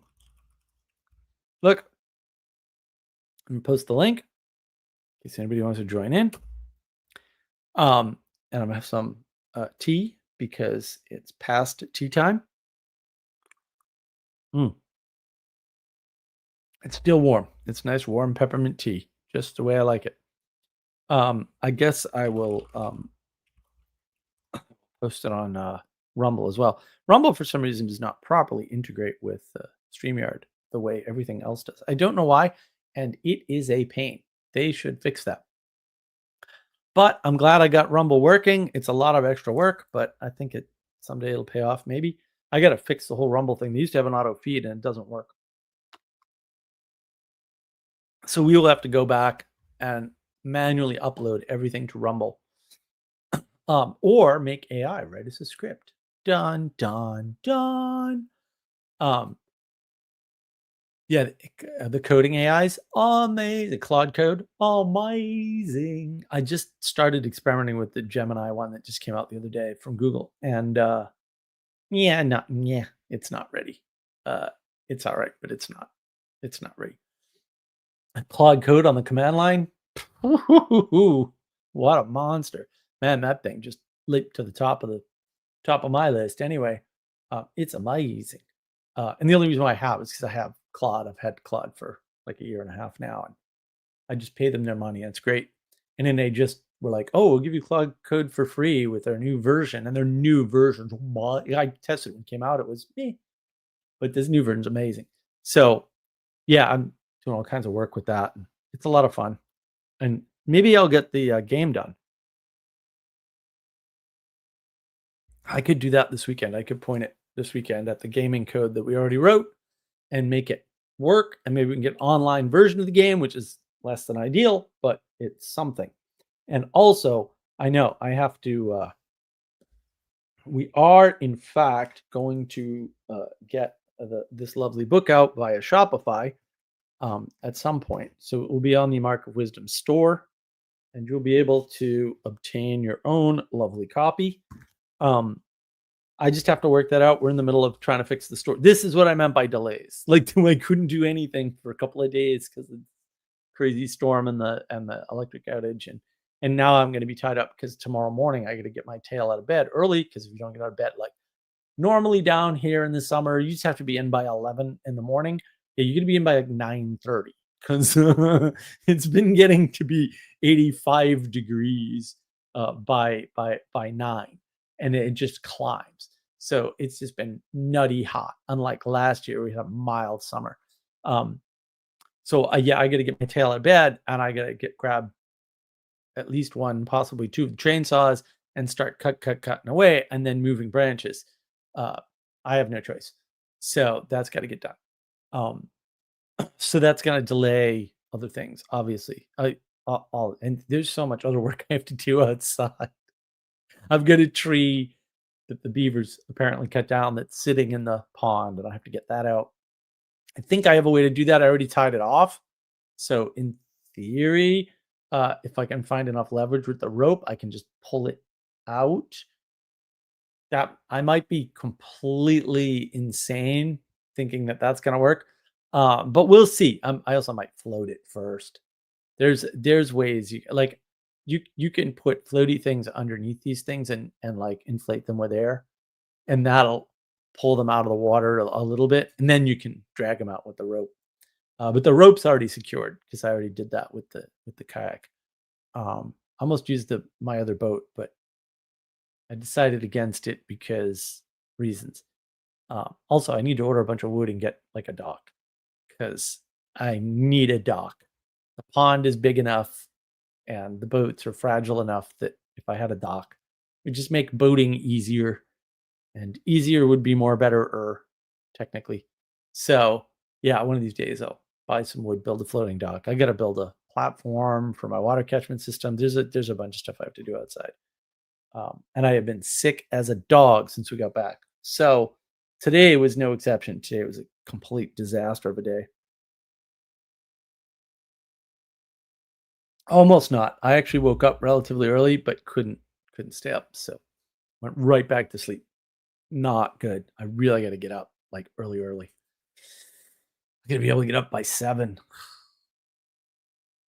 When I was on vacation the last 2 days, I was up before dawn. I was so excited. I was like, all right, rock and roll. And then we got back and up and down since then, up and down. And then I've been watching this stupid Brett Weinstein, James Lindsay talk. Mike Nania is the smartest one there by far. I'm like, oh my goodness. Yeah, it's definitely like the Three Stooges. There's no question about it. And after that Vervaeke talk with Peugeot, it's just like you can just see. I mean, you see it anyway, right? Like all of these figures that were that had followers, although they weren't leading very well, which is a different but relevant problem, just blowing up. And part 2, I thought I was going to do that Brett Weinstein, James Lindsay talk in 3 parts, but it's looking like it's going to be 4 because part 2 is mostly just me laughing hysterically at complete stupidity. But I go through pretty detailed and point out to you what they're saying that's completely ridiculous and wrong. So hopefully you guys will enjoy that. That'll be coming out soon. My new editor is a bit of a perfectionist. And so, on the other hand, full-time work. So things are getting out much quicker on average. Nothing bad on Michelle, but like he had a lot of things going on. It was, 3 to 5 day lead time on edits. Sarah's not going to take more than 3 days to edit a 2-hour video and make it really good. So that's a big difference. That's a very big difference. So we'll have that coming out. I also have another shorter, one of my older monologues, but it's a very short monologue. That's coming out. And then I'm working on some other stuff. So, we'll see. Let's see what kind of trouble is this. Welcome. Hey. How are you doing? Doing good. Well, we'll see if you get your bedtime. Oh goodness. How are you doing? What's going on? Doing good. Yeah, so I've just been I was kind of quickly skipping through different sections of the monologue to kind of more or less orient myself before coming on. We'll see how well it worked. But it's just 10 bullet items actually. So yeah, so I probably caught like 6 or 7 of them. And right at the end of the monologue, I just went through them again in order. Oh, nice. Yeah, I missed that, but that's okay. Good job. You missed the summary. I was too busy orienting. You said something about that the summary is for the listener, but I wasn't listening through the whole thing, so I was just too busy orienting. Do you have an orienter's summary? Nice. No, I mean, based on watching Brett and James Lindsay, I was just like, man, you can just see it all right here. And they're so dumb. I mean, the problem is they're actually dumb. Like, there's no, like, I get the video is going to make it clear. Like, even video number 1 is going to make it. Video number 2 is just me laughing hysterically because, like, at one, I got to remember what he said. It was, I think Sarah went over one of the other ones today. And I was just like, yeah. Oh, that's it. It was, shoot. Yeah, they just smash words together and they proceed as if. So this one was a something truth or a truth something. And I'm like, Mm. what do you mean a truth something? I was like, truth foot. Like, what does it make any? Oh yeah, no, it's hysterical. Part 2 is hysterical because I like fall off camera several times because they're saying such dumb things. I'm like, who is listening to these people? Either of them. They're both lunatics. Mm. It's so fun. And then there's Mike Nania in the background actually summarizing things intelligently. It still doesn't work because they're wrong, but at least he can summarize well and he's not incorrect. He does a very good job. Mm. Yeah, it's completely hysterical. Yeah, James Lindsay does a something evolution on Brett and he goes with it. And I'm like, but what are you doing? I thought that was your field. Nope, I'm gonna go with this ridiculous thing where we just put a modifier in front of another word and called it a new thing. It's like, why? Why are we? I think that's related to flood literacy. Ooh, new words coming in. Emergence is good. New words flowing in. They must represent new important ideas. It's like, no. It's all nonsense. Yeah. That's, I had kind of, and I still haven't really synthesized it, but the last time we kind of messaged, I mentioned that I was like, I'm just seeing so much of this whole thing, which it's the same thing as like the the flood of literacy thing, or like I was calling it like the email bomb, where you just have so much of this information that's either hiding something that's important that you should be attending to, or it's hiding something nefarious that you should also be attending to, and or maybe both, but you don't know because there's so much other junk, and it's like that's, cognitive overload. I have a video on that. Yeah, you do, and a stream, and but yeah, I don't know. I'm seeing so much of this, and it's something that I've been actually, interestingly, really focusing on a lot this week. Is getting rid of all of these additional random things in the email bomb, Yeah. And because it's interesting, one of the things that I was kind of thinking about is that there are certain things that are extremely necessary that a person knows, or at least is aware of. Like the knowledge as propositions thing is not like inhale every possible emerging thing. Like there's a certain number of things that, yes, you probably should be like, that knowledge as propositions is very useful just so you can be aware and oriented towards the thing that you can now participate with. And when there's so much other junk that, ultimately it's like you don't stay there. Like you don't stay at the propositions, but it's like if you have so much noise, and it's like even if a person just experiences this in like a noisy room, where it's like a person is standing right in front of you, but there's so many people talking so loud you can't even hear the person that's like a foot in front of your face. And it's like maybe that person is telling you something actually important or that you're interested in, but there's so much extra noise, and sometimes the only solution to that is to just take whoever has that information and completely remove yourself from that situation, and from all the stuff, so that's kind of what I've been focusing on a lot. Interestingly, I feel like I've isolated myself from other human beings a whole lot this week, but that's helped me a lot. And when I do have interactions, and when I've had interactions this week, they were much higher quality. So there you go. Oh, good. Good. Sally Joe, more information will eventually cause crippling paralysis. Yeah, and it's not much. It's amazing how easy it is to overload people. I do it all the time by accident sometimes, and I'm like, oh, damn it. I was helping somebody earlier in the week, and they were like, well, I have more questions, but I need you to digest this. I'm like, yeah, that was a lot. Why don't you just go digest that and come back later? I had to outline a lot for you. Yeah, it's sort of amazing. Sally Joe, but academics. Yeah, well, that's the man, that academia video I did, that should have gotten way more attention. I'm going to have to, that one I have to upload to Rumble. Maybe I'll just do that myself. But yeah, Rumble had a meltdown and it took me forever to get my account back online. And I was like, what? But everything, everything's been broken. I'm like, why is all this stuff broken? Like, what happened to the world? I want my world back where things aren't broken, please. So yeah, everything's, and we're valuing the valuing of academics is the same as the agenosis, Sally.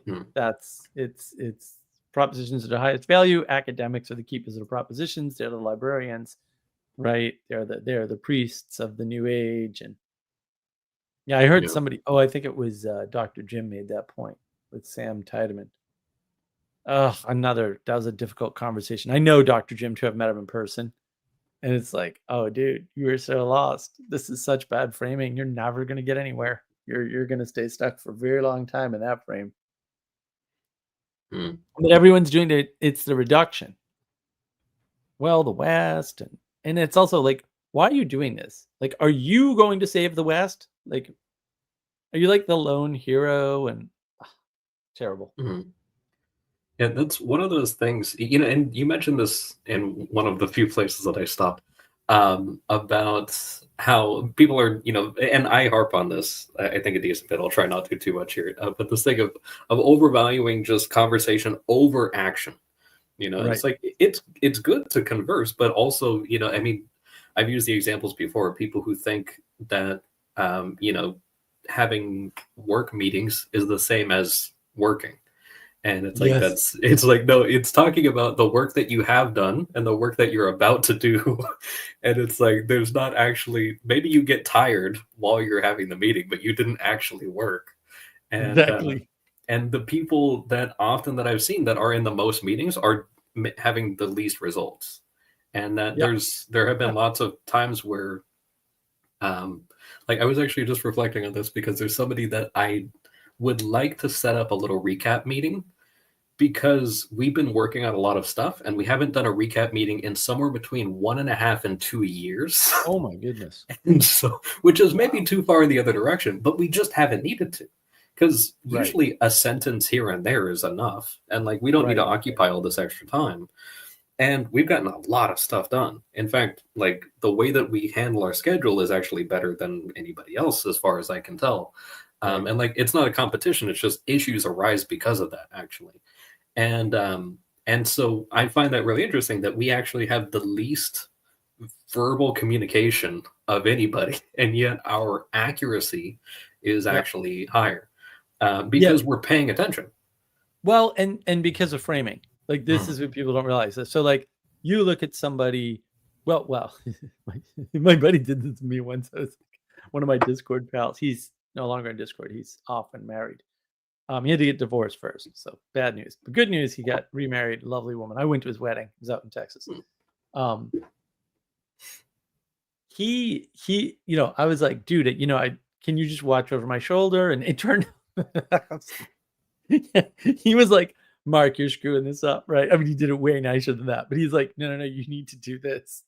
And I was like, no, I think it works this way. And he was totally right. I was like, oh, thank goodness. But he was like, oh my God, look, like, how are you doing this fast? I'm like, what do you mean? I already have a plan. Like, I already know. I've done this before. Of course, like I said, I was missing a step, but and he caught it. I'm like, this is why I wanted you here, because I know me. You know, I'm not at 100%. I know that, right? But he was like, oh, you're one of those guys, because I go so fast with the tech work. I just, because I already know what to do. So you look at that and you go, oh, yeah, somebody can do that. Well, yeah, somebody who's been doing it for, 35 years can do that. Right. Somebody who hasn't been doing it for 35 years cannot do that. Right? What they do looks very different. But we only see end product. And you can't infer work. It's actually impossible. That's why people get very upset with like very slick presentations. Because they're like, well, did they put the work on the presentation, which doesn't count? Or did they put real work in? And it's like, actually, putting work on the presentation does count, because it's someone's work. Yeah. And maybe that makes it, more of those are more likely to be good, and therefore you should take them seriously. Right? As opposed to the crappy, low-hanging fruit stuff that anyone can do. Now, it doesn't mean that in the extremes there aren't exceptions. There are, because that's true of everything. So it's a kind of a boring universal, but people get confused. And It's it's easy to get confused because what you see is very reduced from what's Mhm. actually happening in the background. Yeah, like it's just like it's an expression of the point, is all you're really seeing. It's almost like, inferring an entire human being and their personality from them pointing their finger at something. It's kind of like it reminds me of, like those street artists, like the ones that they sell their art, and they'll like do an art thing like on commission super, super quick. And like some of these guys are extremely talented and, they'll charge, $50, $60, depending on where they are for some art that they could whip up in, 5 minutes or something like that. And you can see them do it. And it's like, yeah, but they've been doing that their whole life. Like this guy is like Right. old Right. and he's been doing it a long time. So it's like, oh, I'm not going to pay you $60 for 5 minutes of work. It's like, no, you're paying him $60 for however many decades he's been doing this, and then you asked for a thing and you only had to wait 5 minutes. And it's like, there you go. Like you should be that is a more than fair price. And then people think they can learn the process and then they'll be that person. And it's like, no. Because you'll never be able to do it in 5 minutes. Yeah. That'll take you 15 years. So you'll do exactly the same process, but not in 5 minutes. That'll take you 15 years of daily practice. And you're not going to do that because you're lazy, which is why you didn't see the work that went in. Like, if you don't see the work that goes in the first place, you're not the guy. Like, that's not a thing you're going to do. Right. And it's tough because, like, you take a guy like James Lindsay, who's read all these esoteric books that nobody's ever heard of. And he's like, well, yeah, I did all the work. And it's like, well, maybe, but like, you are a hammer in search of a nail, brother. Like, you're just finding Marxism everywhere. So, and no history. It's like, well, the fascists. I'm like, oh, you mean the leftists, the leftist socialists? And they can't handle it because they're leftists. So that would blow their brains up. Like every fascist was a communist first. Every single one. Fascism is honest socialism. Sorry. It's just that's all it is. So yeah, they could never deal with a point like that.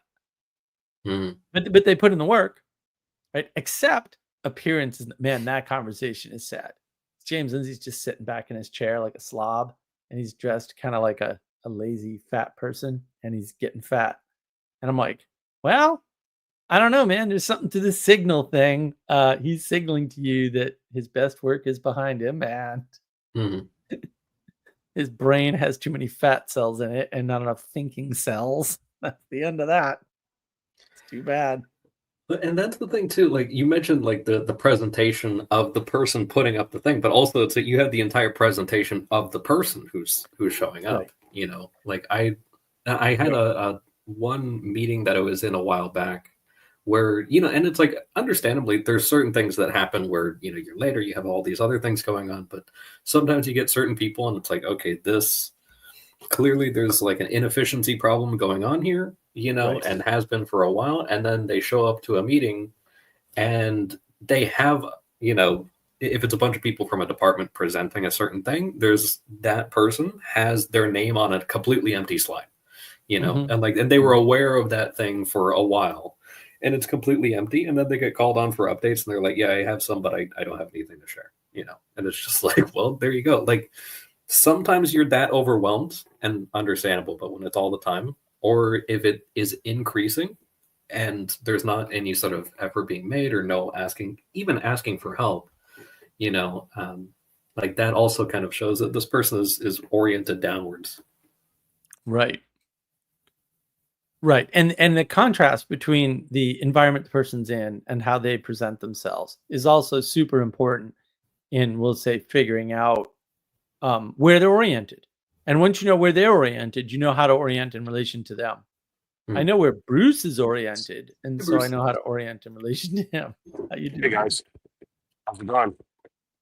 Good. How you doing? Good. Hanging out. Thought I would join in. Excellent. Very nice. Always good to have you. Unlike James Lindsay, Bruce is relatively clean cut, and aside from the tattoos and the smoking, he's the best. James Lindsay's horrendous. Oh my god, he's such a fat slob in that video. I'm like, dude, you need to. And then There's something else going on thinking there. is the same. It's a fat. Yeah. What is this? this has been bothering Sally. She's like completely put out. She's like, why are all these people getting fat and they're all also being dumb at the same time? And I'm like, well, if the correlation fits. Yeah, I don't think it's. Yeah, I saw him, and he doesn't look like a. Hey, put on a few pounds. I think something else is going on. It's hard to say.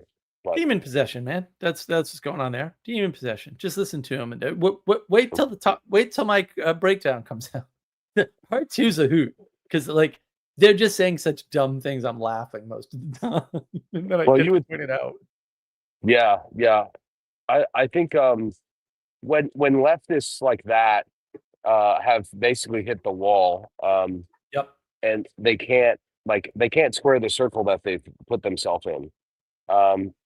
You just get this incoherent, sort of inconsistent rhetoric.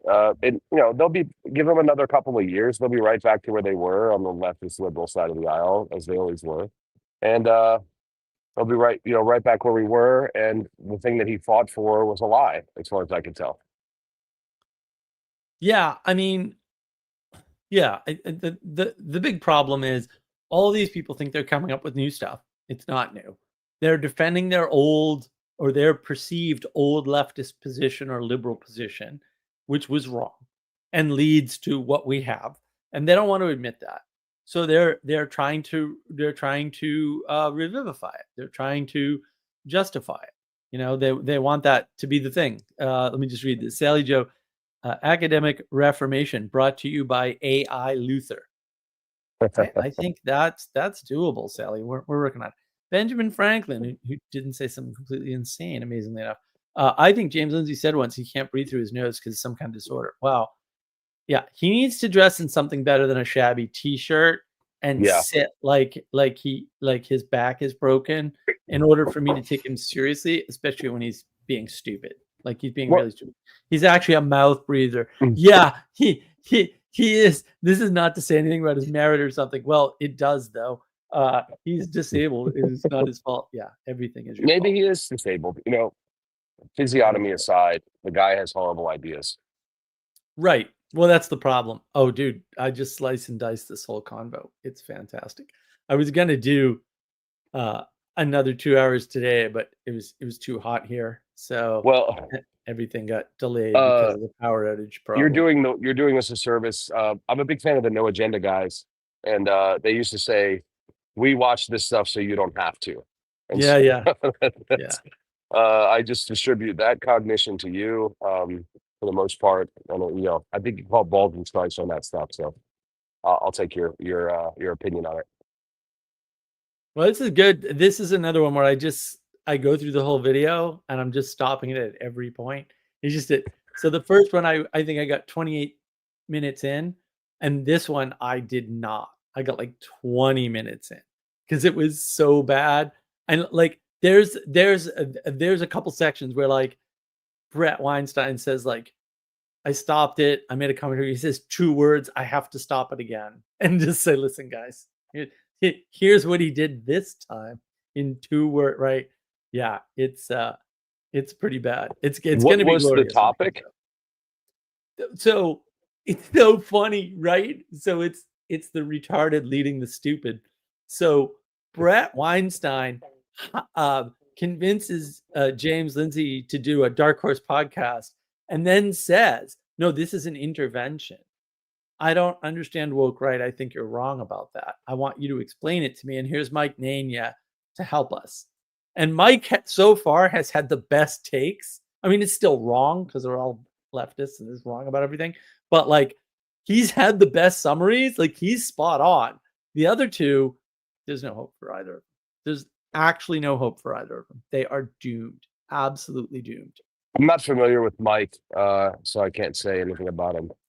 He's a documentarian. Okay. He got famous during or just before the fake news virus scam thing. Yeah, Brett Weinstein is equally as frustrating, and I feel vindicated because I remember when he first came on the scene, I was like, this guy is some sort of version of communism that I'm not comfortable with, and and I was totally validated in that. I don't know if you remember, Brett Weinstein when he first got on Rogan, I believe. He started talking in cryptic ways about his I think he was talking about his brother at the time who hadn't really made the scene.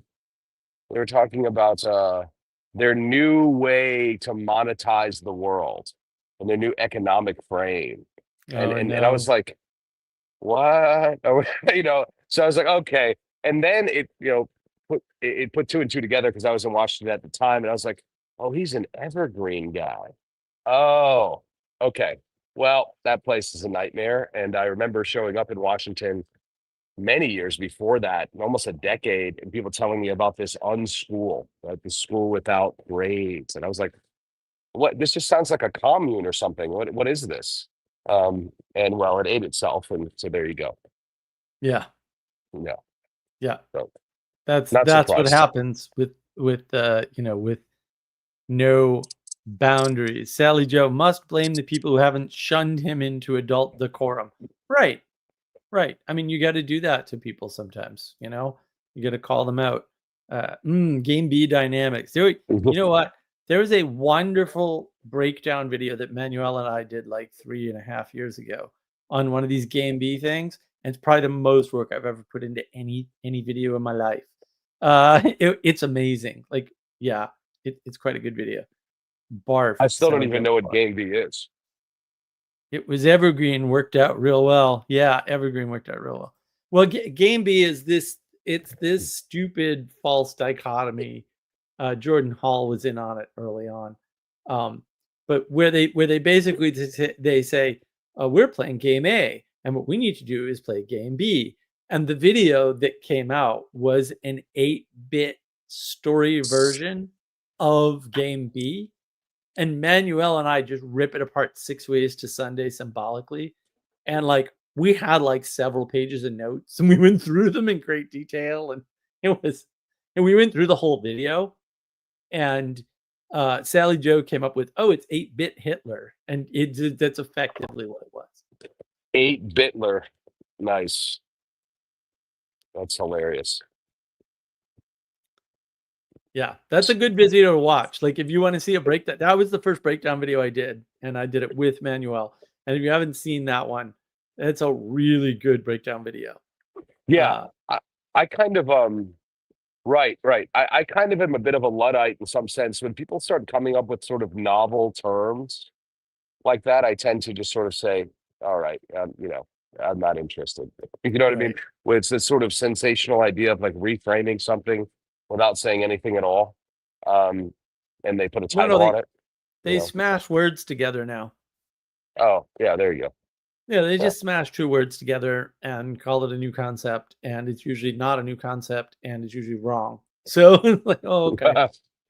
You can just look for that. These are flat worlders. When you have to use compound words, you're probably living in a flat world like the rest of the Germans. That is what they do. They're flat world materialists. Their language is entirely flat. Yeah, no, well, Nietzsche in particular is, like, need I say more? Like, come on. Like, the guy's as flat materialist as it gets. So I jumped in just because I saw you were streaming, but what was this topic this evening? It was basically orientation, seeing people, like how to look at these people and then orient yourself in relation to their true orientation. And so I went through basically 10 points about, what to look for, right? And so you look at what they do and infer what they value, infer how they're oriented, right?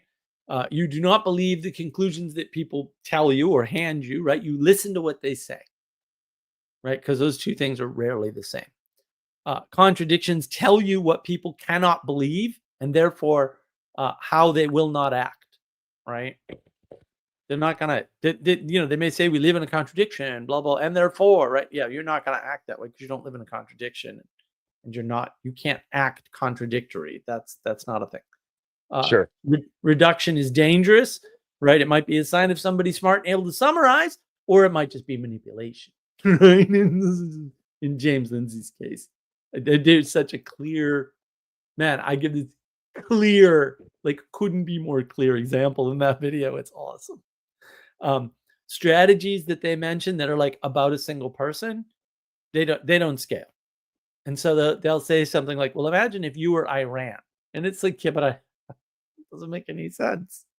Right. And Why? this is how you'd be acting. And the way people do that all the time in various forms, but like they do that all the time. Yeah, They yeah, yeah. inject themselves into the story. And I'm like, yeah, but you're not Ukrainian. You're not in Ukraine. Like, Yeah. why are you injecting yourself into the story of the Ukraine war? I don't understand. Right. Starting points matter, right? Like, where are people starting? What assumptions and presumptions do they have to make their case? Right. Yeah, Because sure. it tells you a lot about how they're oriented. An inability to imagine an extreme position, or they just kind of denigrate it, right? Saying, oh, it's definitely a rare thing, when maybe it's Well, not a yeah, rare thing. that's Right. kind of an elitist playbook, typically.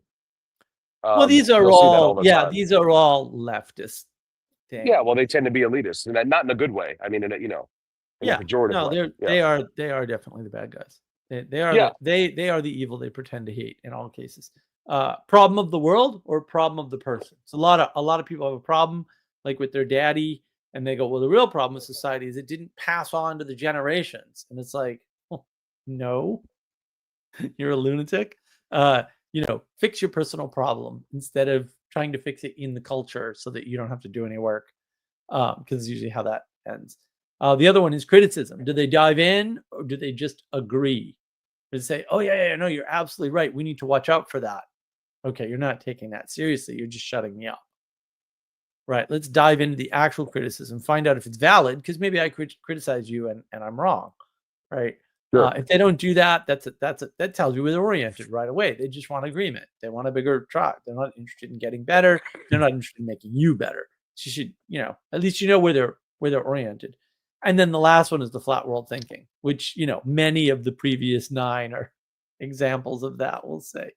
But yeah, those are my 10 points. Yeah. Well, it's a good lesson in listening. It's sort of that would be a good bullet point. On how Yeah, to, those are just the bullet points. And then you're supposed to use that to figure out where people are oriented in the world, and then where to orient in relation to them. Right. Mhm. So if you see somebody, Bruce, let's suppose you know somebody, right? And maybe they're not even in the state that you're in. But every Thursday they invite people in to their space and have whiskey and cigars with them, right? That tells you something important and interesting about their orientation in the world and what they care about, right? Mhm. Obviously, you do that. You care about people. You care about opening a space. You don't really care about what their theology is, right? Although you do host those discussions if they come up, but you're not going to be like, all right, are you an Orthodox? Because you can't come in, right? Or you're an Orthodox with this kind of Orthodox. Like, you don't do that because No. it's not the theology. It's not like you can say, oh, they discuss theology on Thursday, so therefore they care. They're oriented towards theology. No, they're oriented towards getting together in person.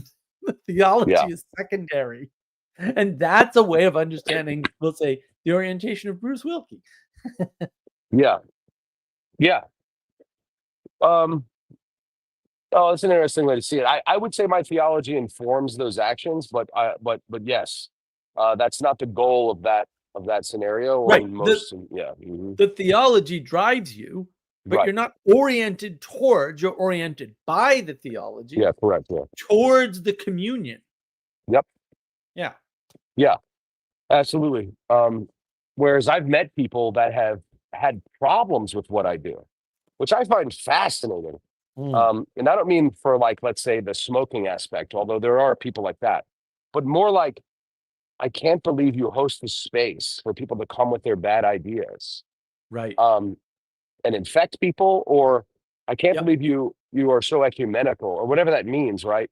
And it's like, well, slow your roll.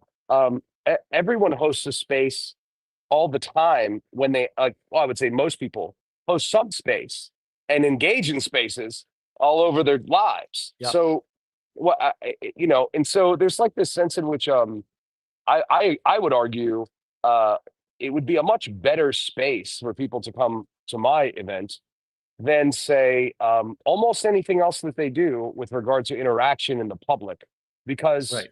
we're holding people accountable while also encouraging them to be consistent.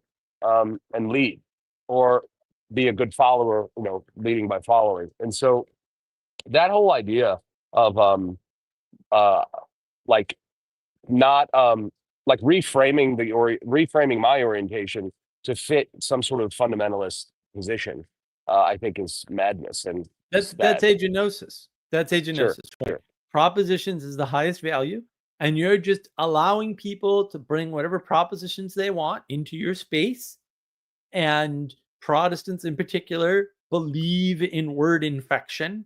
So if you say bad words or bad theology or whatever around other people, that will infect them and they're tainted. And it's very like, I see it all the time too. And I'm like, really? No one else sees this? But a lot of people miss it. And I'm like, yeah, they just have this attitude like, oh, you have bad theology. We can't let you talk to other people because you'll infect them. And we're Puritans, but we don't use that term anymore. But actually, that's exactly what they are. Yeah. I mean, right. Well, I think like that's where the Puritans got out of line to some degree, and people like that because they didn't have to. You didn't have to, cajole people into your position. You just had to live righteously and show what's correct in the way that Right. you live, interact, talk, teach, raise your children. And rightfully so, you cast people out that are causing evil problems. But you're not like trying to white knuckle people into the same conscience as you. That's impossible. But that's kind of what happens. I find that really frustrating, especially for what you would consider to be like staunch Calvinist type people.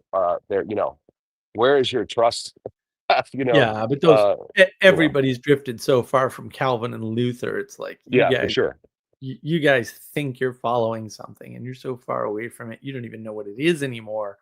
And I think part of the problem is odd, right? So what you described is really what the Quakers do, and the Anabaptists, right? The Amish in particular. But that doesn't work either. There's got to be some middle ground of more what the Puritans did, which is punishment.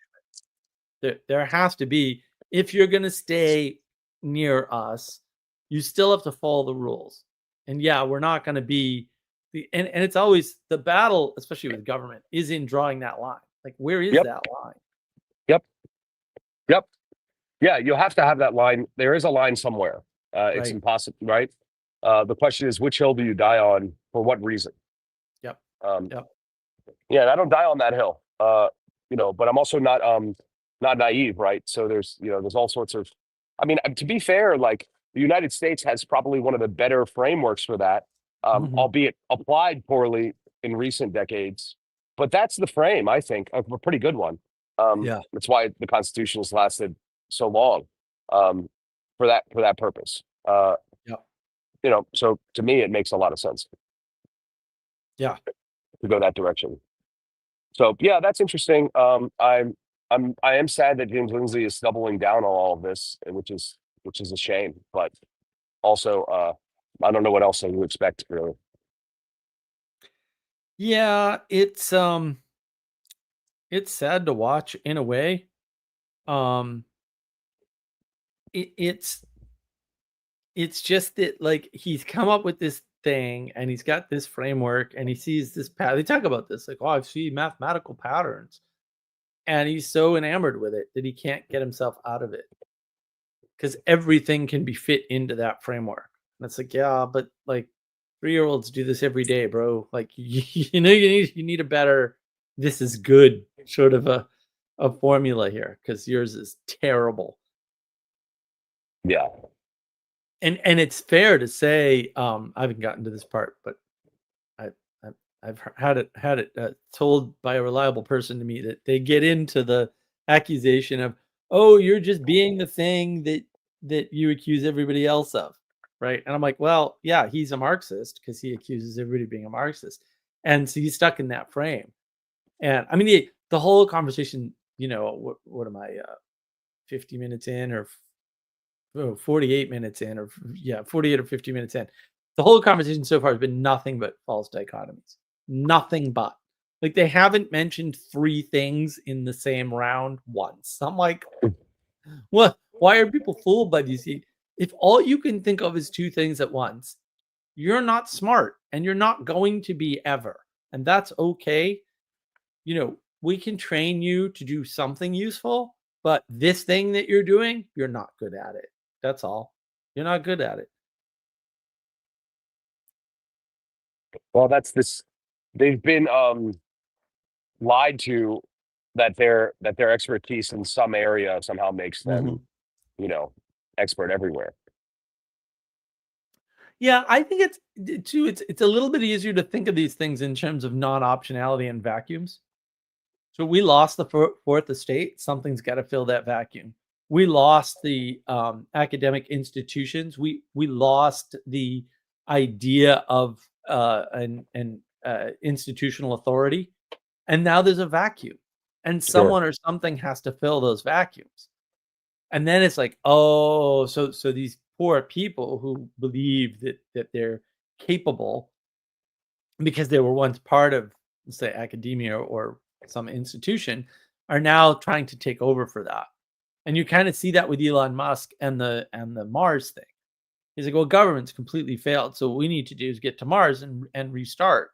And it's like, what? Like, you're not paying any attention to what you're saying at all. Like, first of all, you're not going to be able to do that alone. You're going to need a government's help. That's going to taint it right away. Second of all, you grew up in a government, so you already have preconceived notions of what government is and what it does and how it works, whether you realize it or not, because it's the water you swim in, right? And third of all, what makes you think this is possible for you to, like, what gives you the impression that you can do this?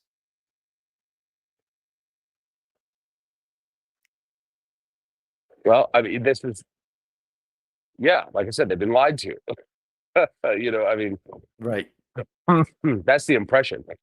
That's valid. That's valid. I mean, a lot of people too, like a lot of people have been like trained that money is bad, or that excess money, whatever that's supposed to mean, is bad and makes you a bad person. And they don't know how to manage money in their life because they never learned the money management skills. And it's like, bro, like, you need to learn to manage your money, your resources. Like, it's the same thing at some level.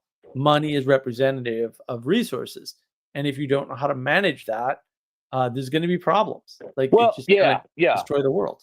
I've thought about this too. Like, the internet, especially in this sort of age of gnosis that you talk about, I think gives people the bends, or anxiety to some degree, because they do a thing, they get into a thing, they read a thing, and then they're looking for validation, or just maybe they come across some particular specialty in what they've recently picked up, and now they're overwhelmed with this sort of sense of like, I'm not doing it right. Yeah. And so it's just a constant input of information that you can't do all of it. It's impossible. You just can't balance. You can't juggle all of that. Like, for example, like hobbies, for instance. If you get involved in a hobby and you like many people, Google and find a community or something, and you go down the rabbit hole of that hobby, and now you're,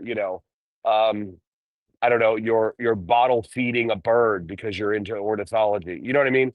Yeah.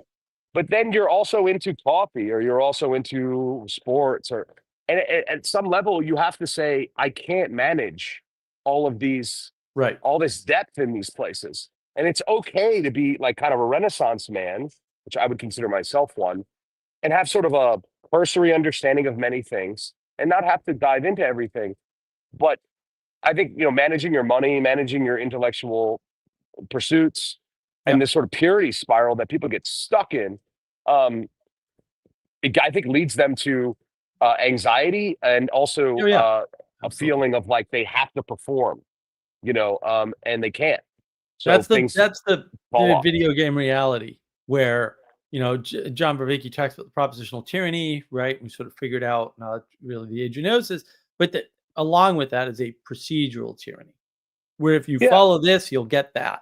And the real world is not that smooth. And there's a lot of lies around that. I think Sally Joe's got a good comment. You can do anything if you believe in yourself, and other lies from PBS. True. You can do anything. You can do whatever you want. And no, you can't, and you still have to pick, and that excludes a bunch of things, right? And that's what provides the structure for you to be good at something. I mean, you can have a really stupid hobby. Let's see what comes to mind. Like guitars, that stupid hobby. Like nobody should have such a dumb hobby.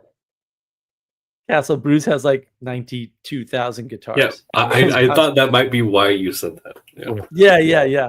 I had to do the long setup just to make sure I got Bruce in, and then The entire last 15 minutes was just set up for that. Right. Yeah, pretty It's much. a long game he plays. Yeah. Yeah, you get into a thing, but I think like that's where like you can't manage your money, you can't manage your conversations, you can't manage your, it's crazy. Well, that's the trade-off that I'm trying to introduce everybody to, right? It's not that you can't do those things. It's that your attention has been pulled away to other less important things, and now you can't do those things. And I've been working on my head in this video. It's going to be a tough one, and I have so many to do before that. I got probably 2 more on the Brett Weinstein James Lindsay conversation, and then I got to do the hierarchy video, and I got to finish the animation video. So I've got a lot to do, but I've got this other video in my head where it's like, you have to show somebody the dangers of telling them you don't have to work if work is doing the dishes, if work is doing your laundry, if work is making your food, right? Because what you're doing is, if you go down that road, you are making sure that you are going to be enslaved, because somebody else is going to make that happen for you. And then you're going to rely on that service forever. And that drug dealer business model, which is what I've called it since probably ever, it like, that's Amazon. Like, read it. Well, like, just read what he wrote about it. Like, that is his business model on paper. He's not hiding it. You just didn't know about it. But that's actually what Bezos says. Like, no. We're going to get people hooked, and then we're going to rug pull them. That's what he said. They did. Well, that's what they're doing. I don't know if they, quote, did it yet, but I think they're close. Yeah. Well, maybe they're still doing it. I came to this realization a while back, probably a couple of years ago. Social media, any network, it on its face, you have this sort of like, I can get involved with like current events or particular hobbies, but really, it's like it's a nonstop infomercial, right. like, and it's gotten 1,000 times worse, right? Your Instagram, Facebook, X, whatever, like they're using the platform for what it's intended for, but it was never intended for that. It's intended to constantly push product. Yeah, but once you have an audience, you're going to get somebody pushing a product. Mm-hmm. And you are. That's going to happen. Right. And you remember bulletin board days, BBS. Like, even there, you could always kind of find them though. And it was like, this guy is shilling because he owns, runs, or is affiliated somehow. It's a little easier then. It's a lot harder now to see that. Right. But now we don't. Yeah. Now we have a flood. Right. Right. Now we don't have a chance because there's just too much out there and the groups are too large. And so I was explaining the other day how funnels work to my buddy. And I said, people you don't understand. Marketing on the internet is inverted. You cast the widest possible net, and then you narrow it down and narrow it down and narrow it down until you have the most interested people. So maybe you do 1 million impressions and you're going to get 4 sales, but they're going to be high margin sales. And that's basically how internet funnels as such end up working. I just want to read Sally Joe. But could it bring you joy while working at Safeway? Yeah. Perhaps alchemy is not as available as fidget spinners. No, not really. This is Andre. When I figure out what truly brings me joy, I'll let you know. Joy. You can bring yourself joy. There he is, the man, the myth, the legend. How you doing, Andre? Good. How you doing? I'm doing all right. I've got my stream going, and I'm on copious amounts of drugs, so it's all. I had to take some ibuprofen because my head was like all day today. I got some stuff done, but like, man, I really wanted to sit down and do another 2 hours on that stupid video, and I just didn't have the brain for it. So hopefully tomorrow I'll be back on track. Plus, I got to set up the 12 Rules for Life book club stuff, and maybe I'll do an announcement on that tomorrow. We'll see how I feel. I hope it gets better. I know you've got the inflammation stuff, and ibuprofen's like it's like one of the lightest non-steroidal anti-inflammatories on the body. It's not too taxing. Yeah, acetaminophen is the one that you guys have, I think, which is the more dangerous one on the liver. Yeah, no, and you take one once in a while. It's not a super big deal. It's not like I take them all the time. I just took one today. Right. Like at dinner. I Yeah. was like, I don't know. Cleaned my sinuses, and it was horrible. I was just like, I feel just awful. And now I feel much better. So it That's enables me to do this whole live stream and make semi-coherent points. So that, and like today's notes are a mess. Like I just spent all day like just adding one bullet item at a time because I just couldn't sit and do it. Which normally I just sit down and I bang out like a couple paragraphs.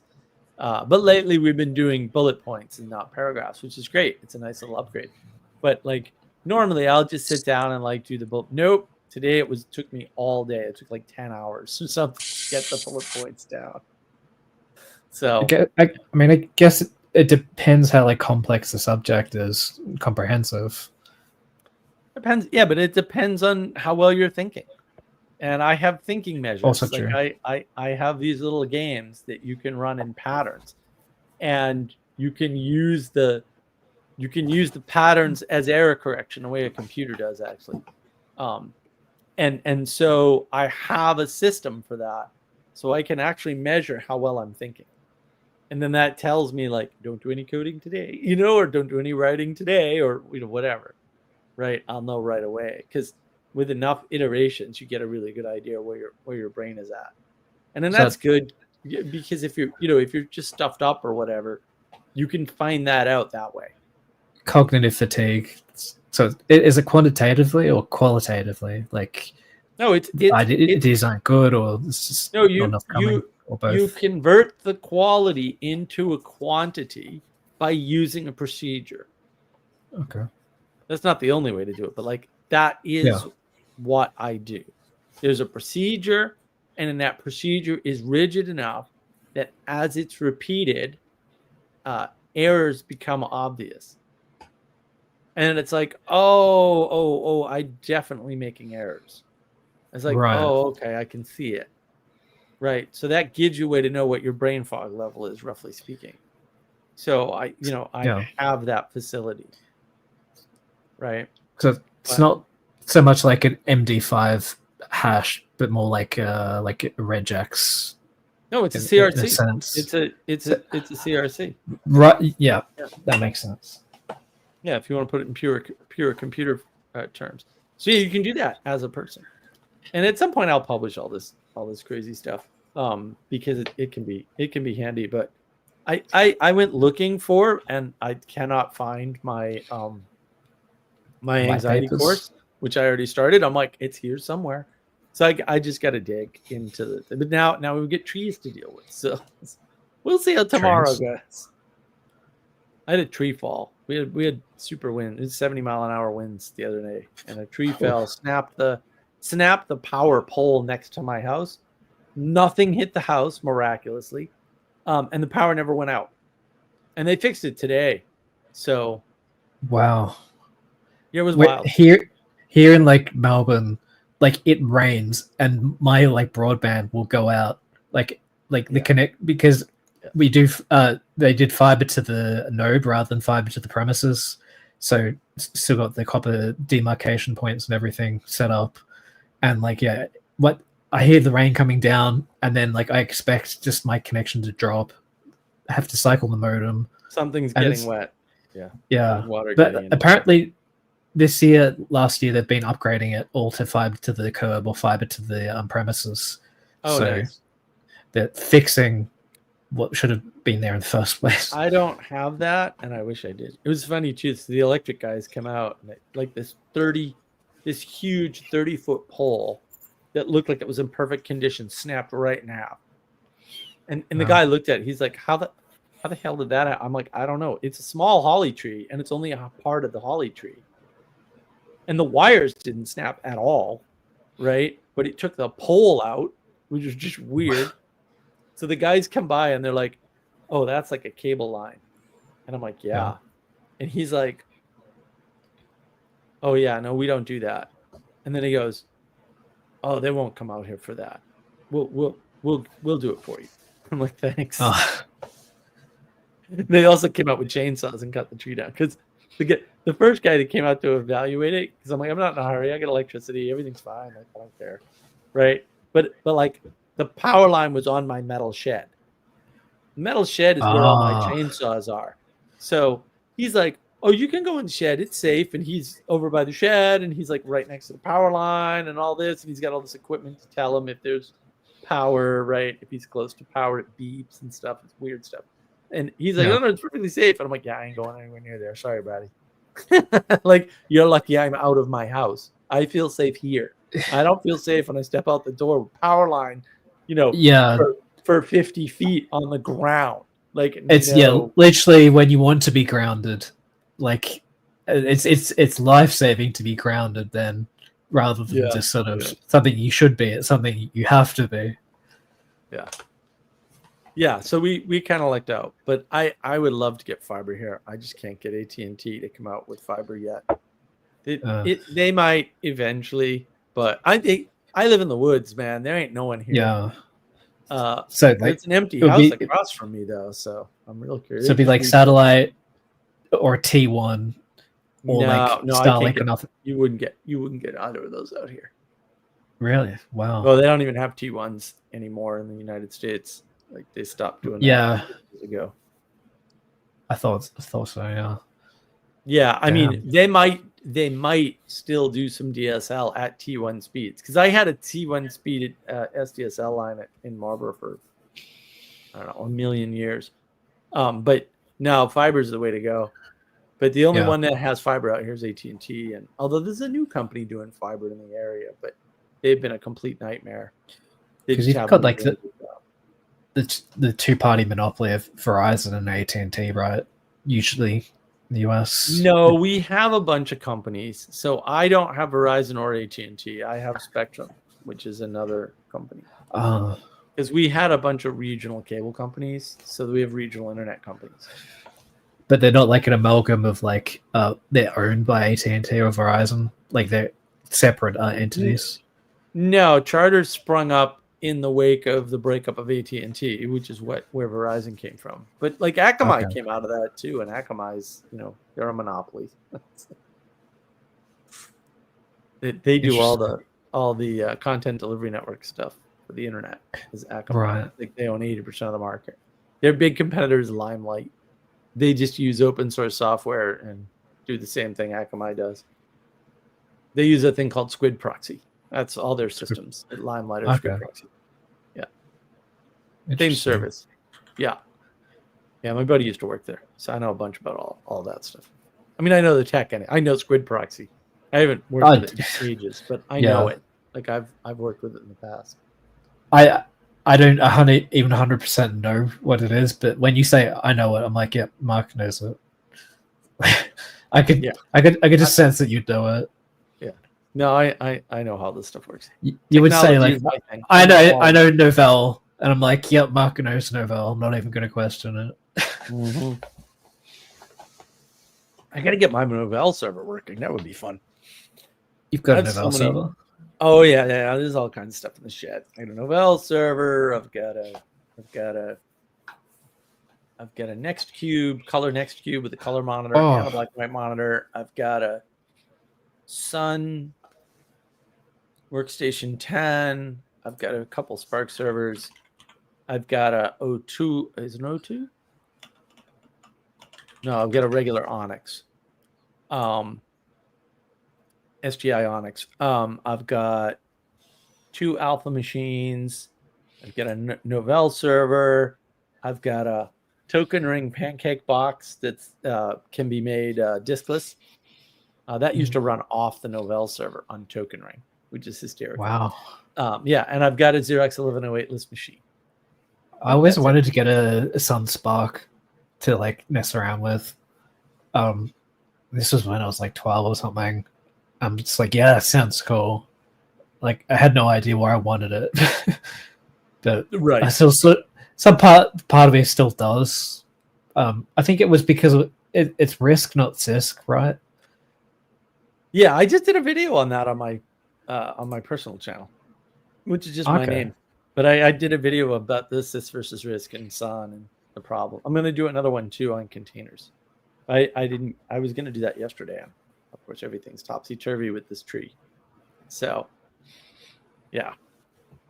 Yeah, and that channel, if you want to see orientation, like my channel has 4 different orientations. But if you want to see a difference in orientation from like what I do here, you can look at my personal channel, and that's all oriented around. It's still meaning crisis stuff, mostly, not entirely, but mostly. But it's all oriented around tech. So if you want to know about programming or computer history or technology, almost all of the stuff on that channel is me talking about that stuff. I'm not subscribed. You've got Thanks. another subscriber now. Excellent. Yeah, so I talked about that there, but I often use that channel to float ideas for this channel, and then I test all my equipment. So it typically has bad sound and bad lighting. That's my big joke. Oh no, there's videos on Rust. Not you two. Yeah, that's over 1,000 freaking views. So pissed off, and the H-1B visa one too is over 1,000 views. Yeah. Yeah. Oh yeah, Rust is you one of say those big anything about names. Rust, and those people are all nuts. Like they just go after you. And I was like, you come after me with a tech thing. We'll see who wins that. Yeah, it's You what think you know something. If you're programming in Rust, I know way more than you do about programming language. that guy the Lost. Prime Time, the YouTuber. Primogen. Yeah, I know him. Yeah, Primogen. Yeah. He's a big Rust guy, but like he does a lot more. But like he's Yeah. how I found out about Rust. And like the Rust people are crazy. Yeah, They're like they're all the ortho bros of like of Yeah. coding. They are. Yeah, exactly. Well said. Yeah. Yeah. And it's funny to see the contrast between like that and what I do here. And like I said, there's a lot of crossover. There's a lot of videos I do over there and then I do them here, just in a completely different frame. Did you ever see Program as a Human 2 did a video on Rust? Like they've got like senior C developer interview, like it's all these like parody videos, and they've got one on Rust. And it's like the good thing about Rust is like there's no memory segmentation errors. C has all these segmentation errors, and he goes to compile something, and then he turns around and like 10 minutes later goes, "Memory could not be. Oh, don't worry about it." And it's like, Yeah. there are 10 games written in Rust and 40 game engines. Yeah. I'll It- put it on yeah, the it's- Discord. You'll love it. It's just one of those things where people want to build something new to build something new, and then they're building at a very high level with very large abstractions. And when you start there, so if Rust is like your primary programming language or something, or 4 programming languages and one of them is Yeah. Rust and the other's like Java, and maybe you think JavaScript is a programming language or something to be proud enough to admit that you actually know something about it. Like you don't know anything about programming at all, because those things are so high level and they have such like chainsaw like tools, and you don't know how to carve wood. You know how to cut up trees, but you don't know how to carve wood. Because Yeah, I mean, the problem with JS though is like it can be both scripted and compiled, and so you've got that weird in between zone, almost like with Python. It's a horrible language, and everybody wants to go type. It is. I'm like- It is. Oh, and TypeScript as well. fixing like the strong typing error of JS. It's horrible. It's just you're patching a bad thing instead of writing something good. Yeah, it's on and on and on. But like the meaning crisis, I told Vervaeke this at Thunder Bay. The meaning crisis hit the computer industry a long time ago and just destroyed it, just wrecked everything. The flood, we had a flood of programmers. Yeah. And now programmers aren't worth anything, right? And then the movement to DevOps is worth all the money in the world. You can ask Bruce, he says he does, right? And just having so many people that expertise doesn't exist. I mean, the interviews I had with people, you would be amazed.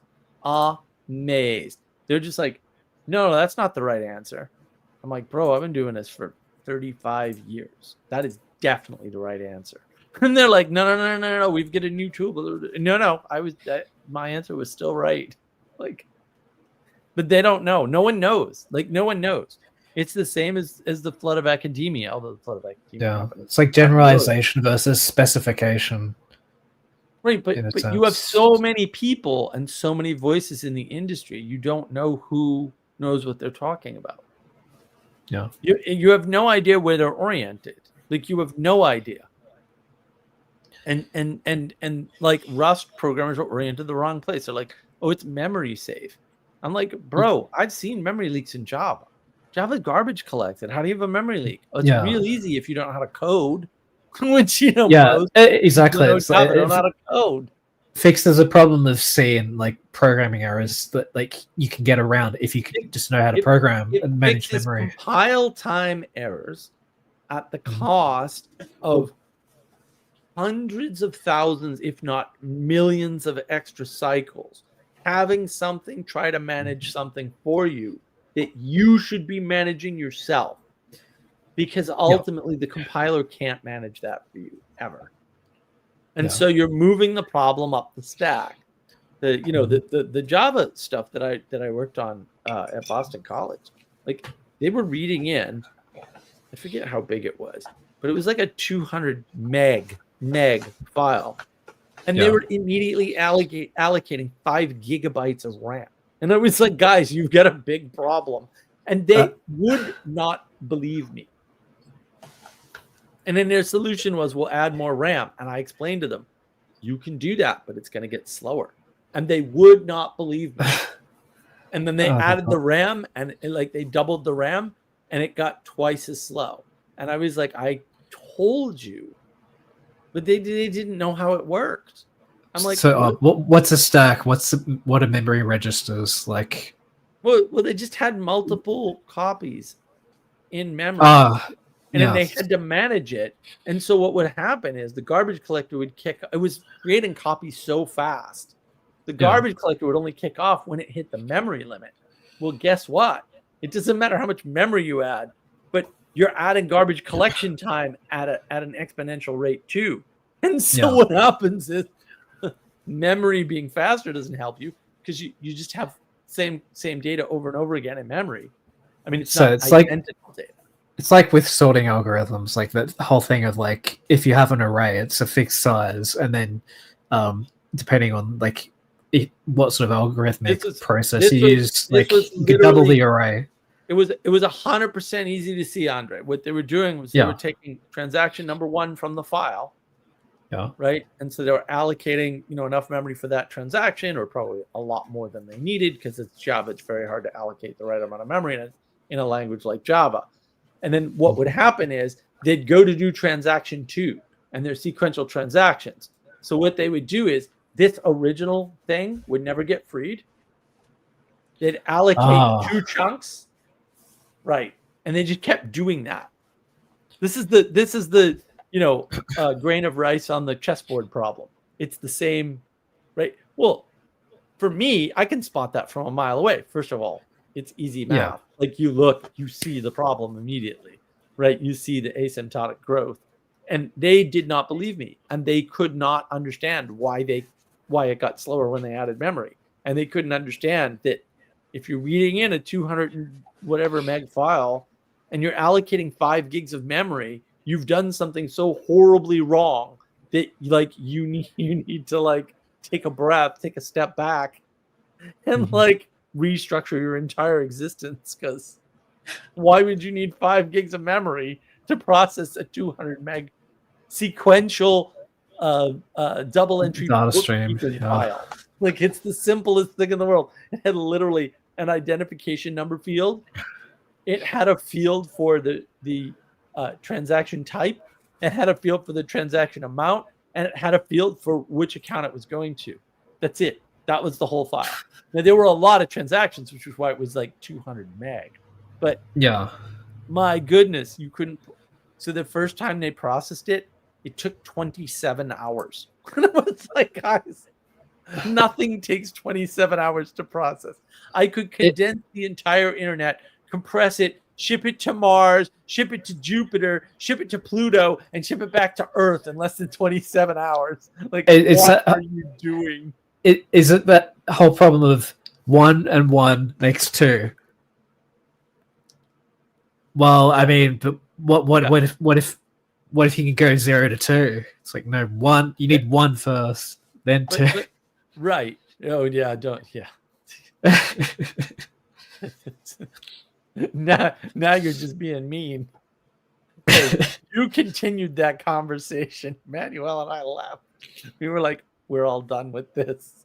We're not gonna reason with this person anymore. I didn't stay for that long, but like I was being even Manuel and I gave up, dude. If Manuel gives up on something, it's a loss. Yeah. That was a learning experience because Manuel was still there. Yeah, Castle. You like, did. This is unbelievable. Just so stalemate with reason. the pawn and the king, where you're like moving around and like it like impossible because you can just keep moving, and like you guys were like, it was. Oh no! You can skip over 1 and just have 2. It's like, no, you actually can't. Yeah. Like, no, you definitely can't do that. And then you have 2 and 3, so you only have 2 things. And I'm like, no, you skipped 1. Like, you can't skip 1. What is wrong with you? Yeah, it was the most bizarre conversation I've ever had. Because we went on for like over an hour. And I was like, bro, this isn't that hard. 1, 2, 3. No, we're skipping over 1. It's like, you can't skip over 1. You have to account for a single thing before you can have 2 single things. No, you don't have to. Yeah. No, you really kind of do. I think mens rea was missing there. Yeah, in that case. This is all about orientation, right? And I think this is the one thing I keep pointing to people. Like, you can sit and like the Peugeot Vervaeke conversation. You can sit there and think you're making progress with John Vervaeke all day long, but the bottom line is he's explicitly rejected creation and the Trinity, and you are not going to get him into the church with that presupposition. He is oriented in the wrong way. No matter how far you push him, you will not push him in that direction because his orientation is away from that. And they don't see that. They see movement and they go, aha, we'll get him and Jordan Peterson into the church in no time. And I'm like, you're never going to get either. Yeah, it's like getting him in the right orientation, getting Jordan Peterson into a box, being like, define God, define like what sort of Christian you are. It's like, what do you mean by God? What do you mean by belief? Well, they think that if he came up with a definition, that would change him somehow. And I'm like, no. He'll come up with a definition, and it won't fit within creation because he's denied creation. He just skips over that part, much like skipping over 1. Because these people are all the same. They are the NPCs. They keep talking about NPCs. I'm like, bro, if you want to find NPCs, all you need is a mirror kit. You don't need anyone else. You skip over Genesis, there's a bit of like Ecclesiastes, and then suddenly it's eschatology all the way down. Andre, this is the funniest thing in the world. So it was a couple of years ago, maybe 3 years ago, I forget. So I was sitting there, going through some of this stuff because I was pretty deep into Vanderklay and stuff. And Ken Ham pops up in my YouTube feed somehow. And for some odd reason, I clicked on it. It was just him giving this presentation. And it was a wonderful presentation with great slides. And he was totally right. He said, you can't just drag people into the gospel. You have to drag them first to Genesis, to the creation story, and then up to the gospel. And I was like, this is the most correct thing I've ever heard any Christian apologist say. And they all hate him. And I'm like, you guys are morons. I think, granted, his solutions, like how to do that, are all dumb. I get that part. But his diagnosis of the problem is so spot on. It's frightening. Is Ken Ham the banana guy, Australian guy? Is like you can tell creation. God created like us for this earth because the banana fits in the hand. He might be. I mean, he's famous for doing the Ark Adventure or something. He did this big project. They've got Noah's Ark in the middle of the country somewhere, and there was a big scandal around whether or not they had actual artifacts and stuff.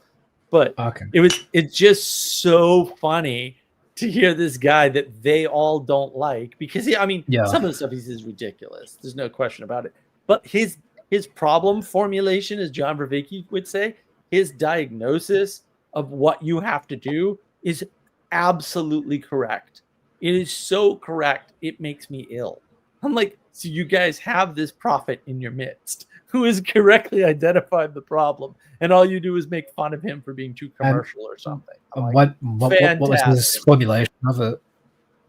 Like, what was his solution or formulation? Well, he's like, no, you have to like his attitude is, I have to paraphrase obviously, but his attitude is something like, well, no, you just have to tell them that dinosaur bones are silly and they're from the flood. And that resolves it. And it's like, no, that really doesn't resolve it. Like, no, that won't work, bro. That definitely won't work. But his problem formulation is so clear and he's so correct. Like, you have to, he had this whole slide with like a road, and then he's got the cross perpendicular to the road. And he says, you're taking people off the road and dragging them to the top of the cross. You need to take them off the road and drag them to the bottom of the cross and then drag them to the top of the cross. I was like, well, that's correct. That's obviously completely true.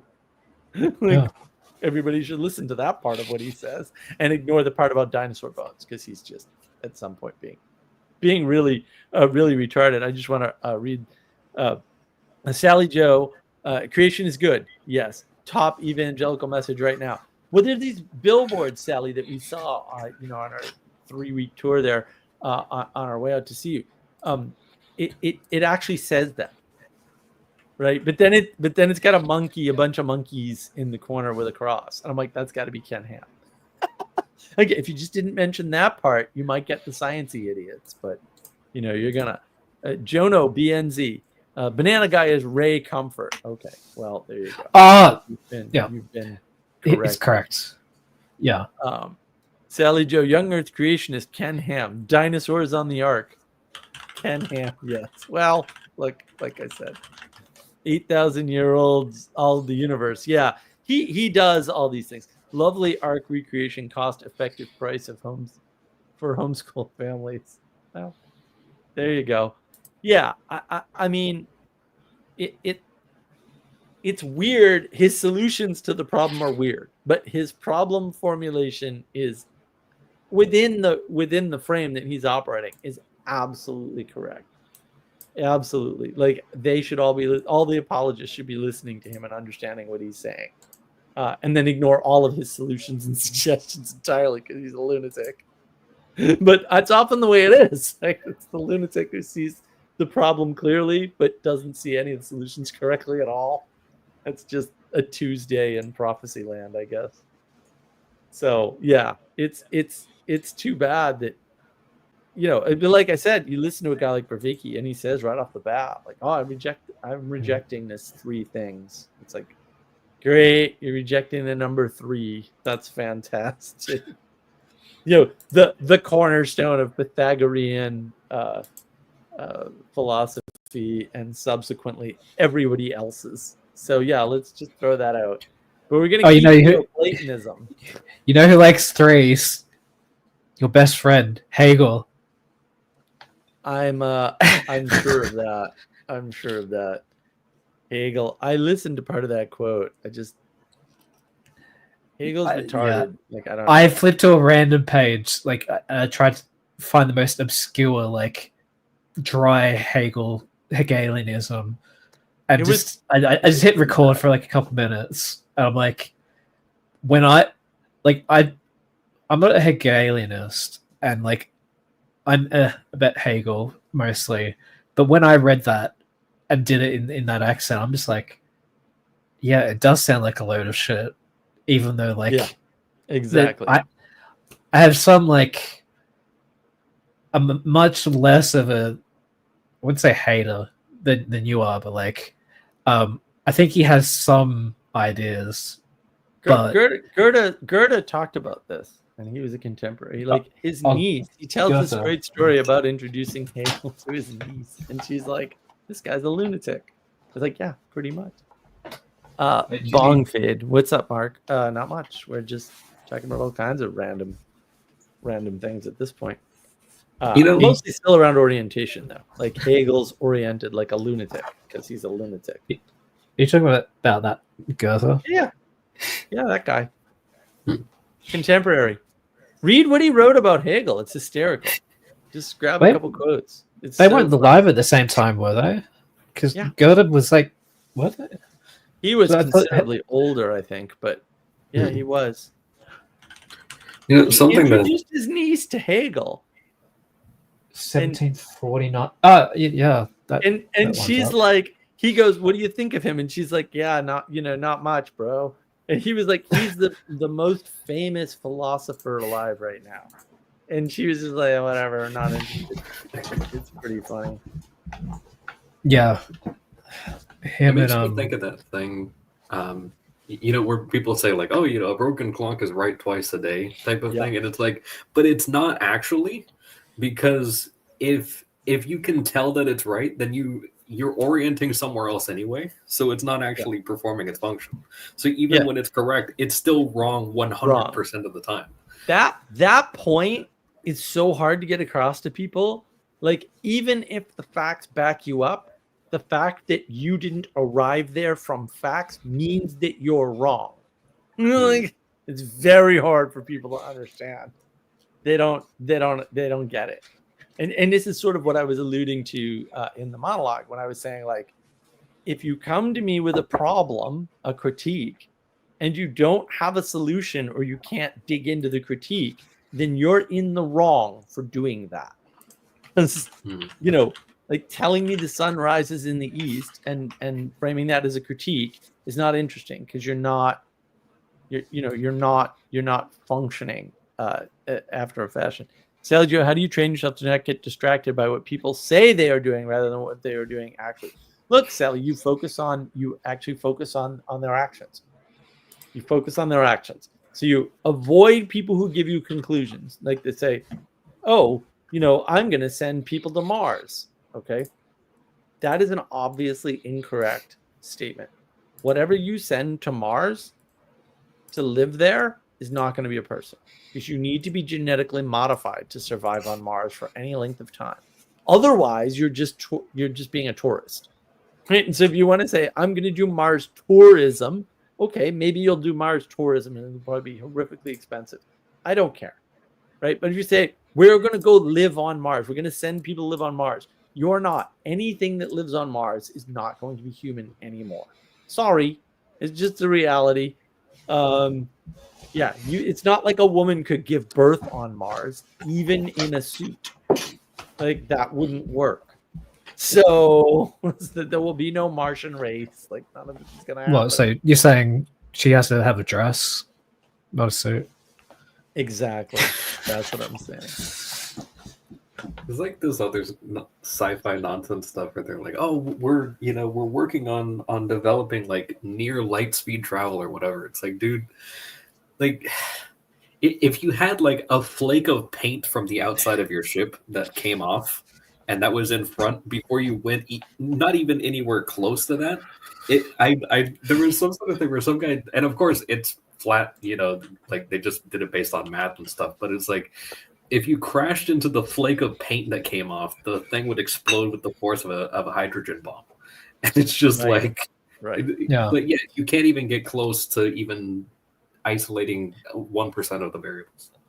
And even like the Mars future stuff, it is just soft futurism. Like it doesn't even approach hard futurism. Like Dyson spheres and like what is it, Kardashev, like type 1, type 2, type 3 civilizations Yeah. being able to harness like the power of a star.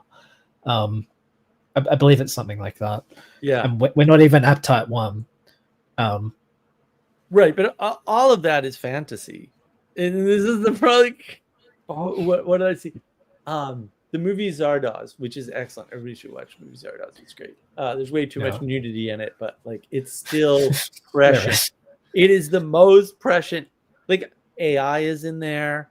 Right, it's made in like 1974. AI is in there. The meaning crisis is in there. Classism.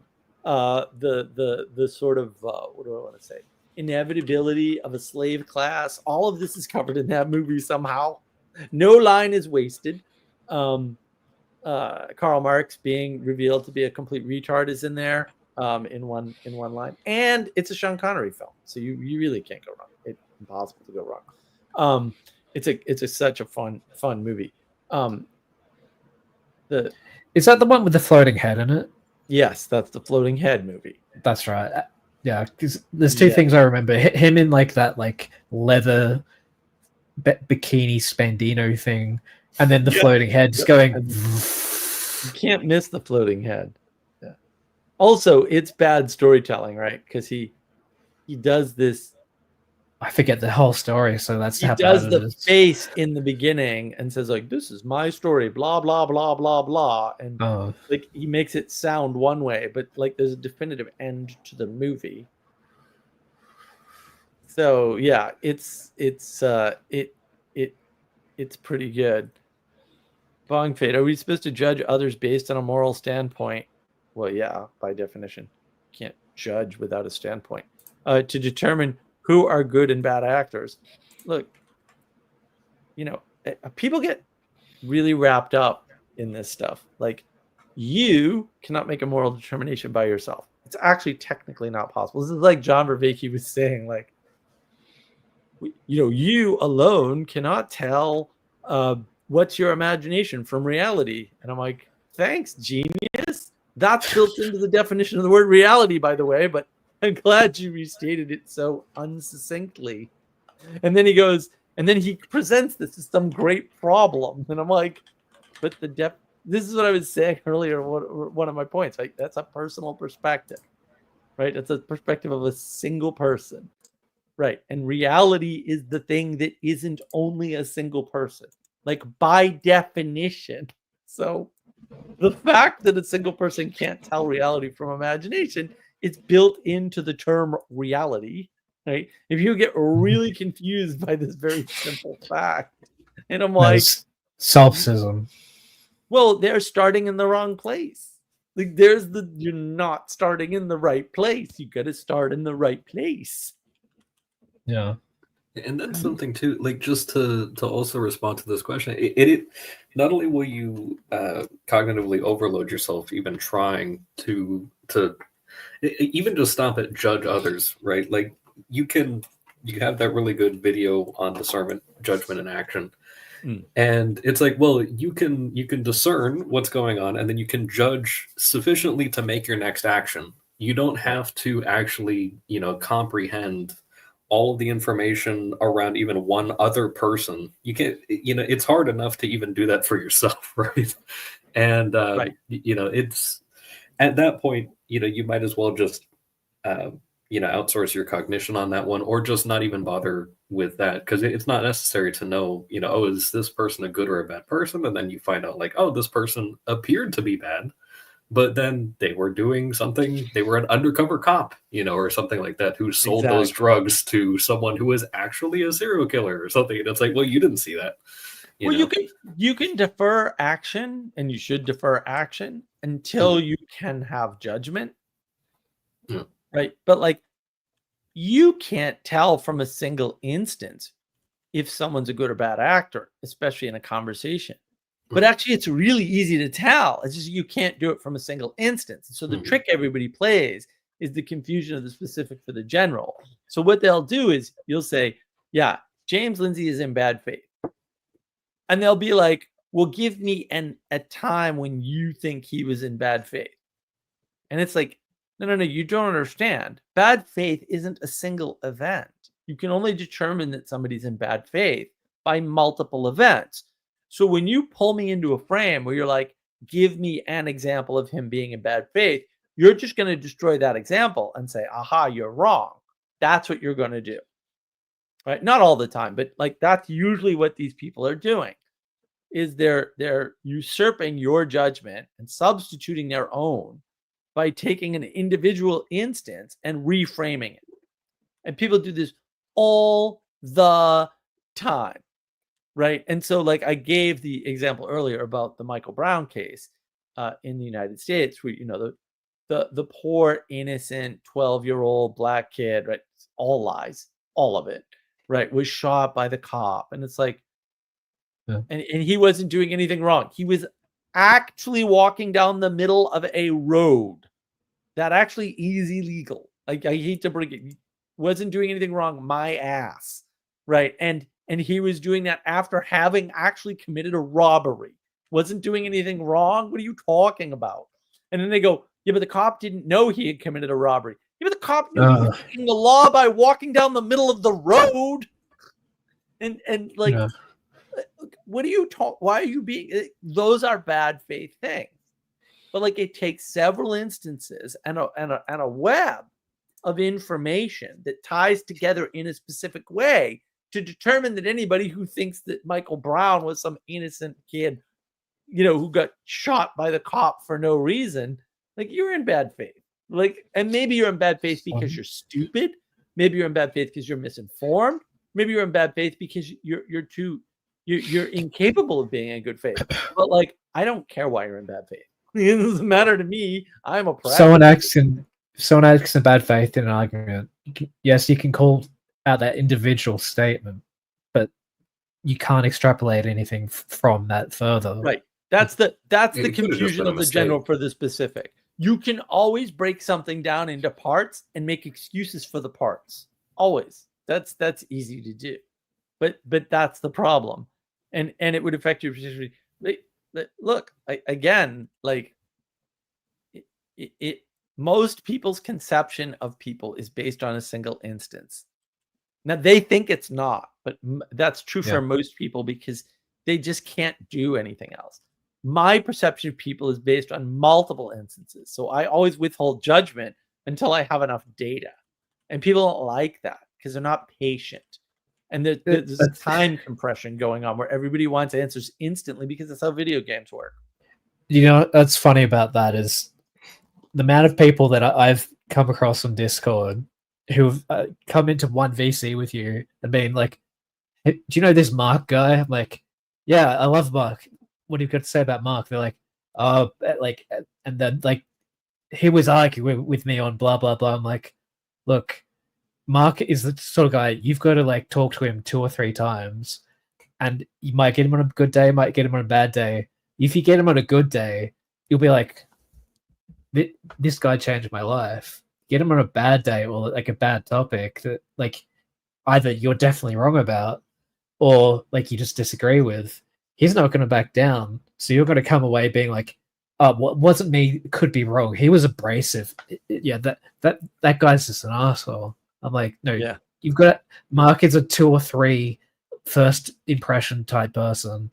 And I've told people like, go back talking to him another time. Tell me what happens. At least 10 people had come back and been like, yeah, like we talked about like this other subject, like let's say programming or like one of your passions, and they're like, we had a great conversation. Like you were right. I'm like, yeah, exactly. It turns out that like people are really complex, and Bong Fade, I would aspire to that then, to be able to understand somewhere between many instances. Yeah, people are so complex that, you know, you need many instances to understand them. It's not, people are not a video game. it gives you a complete picture. Well, it gives you a better picture. You never get a complete Yeah. picture.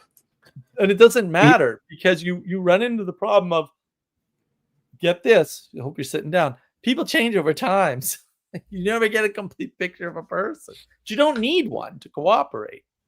I don't have a complete picture of myself. How can I get a Exactly. complete picture of anyone else? And something I'd like to add as well is, because you mentioned, the necessity of patience, that a lot of people don't want to do that. You have that whole saying of like, oh, the first impression is a lasting one. And I think a lot of people sometimes just use that as an excuse to then not do that. But I'd like to kind of add that a lot of times people kind of, and there's some overlap, but there's actually two separate virtues for the ability to wait a long time and patience. Like, those are actually two different things. So longanimity, which no one's going to actually have in their vocabulary, is the ability to wait a long amount of time. Which it literally means longness of soul. Whereas patience is the ability to endure the bad without losing your composure. And so if someone is doing something that, if it's a one-off instance, and if you get like a knee-jerk reaction of, oh, that was in bad faith, but it was just a one-time thing, then patience is needed to endure that bad, whatever it was that doesn't align with the principles.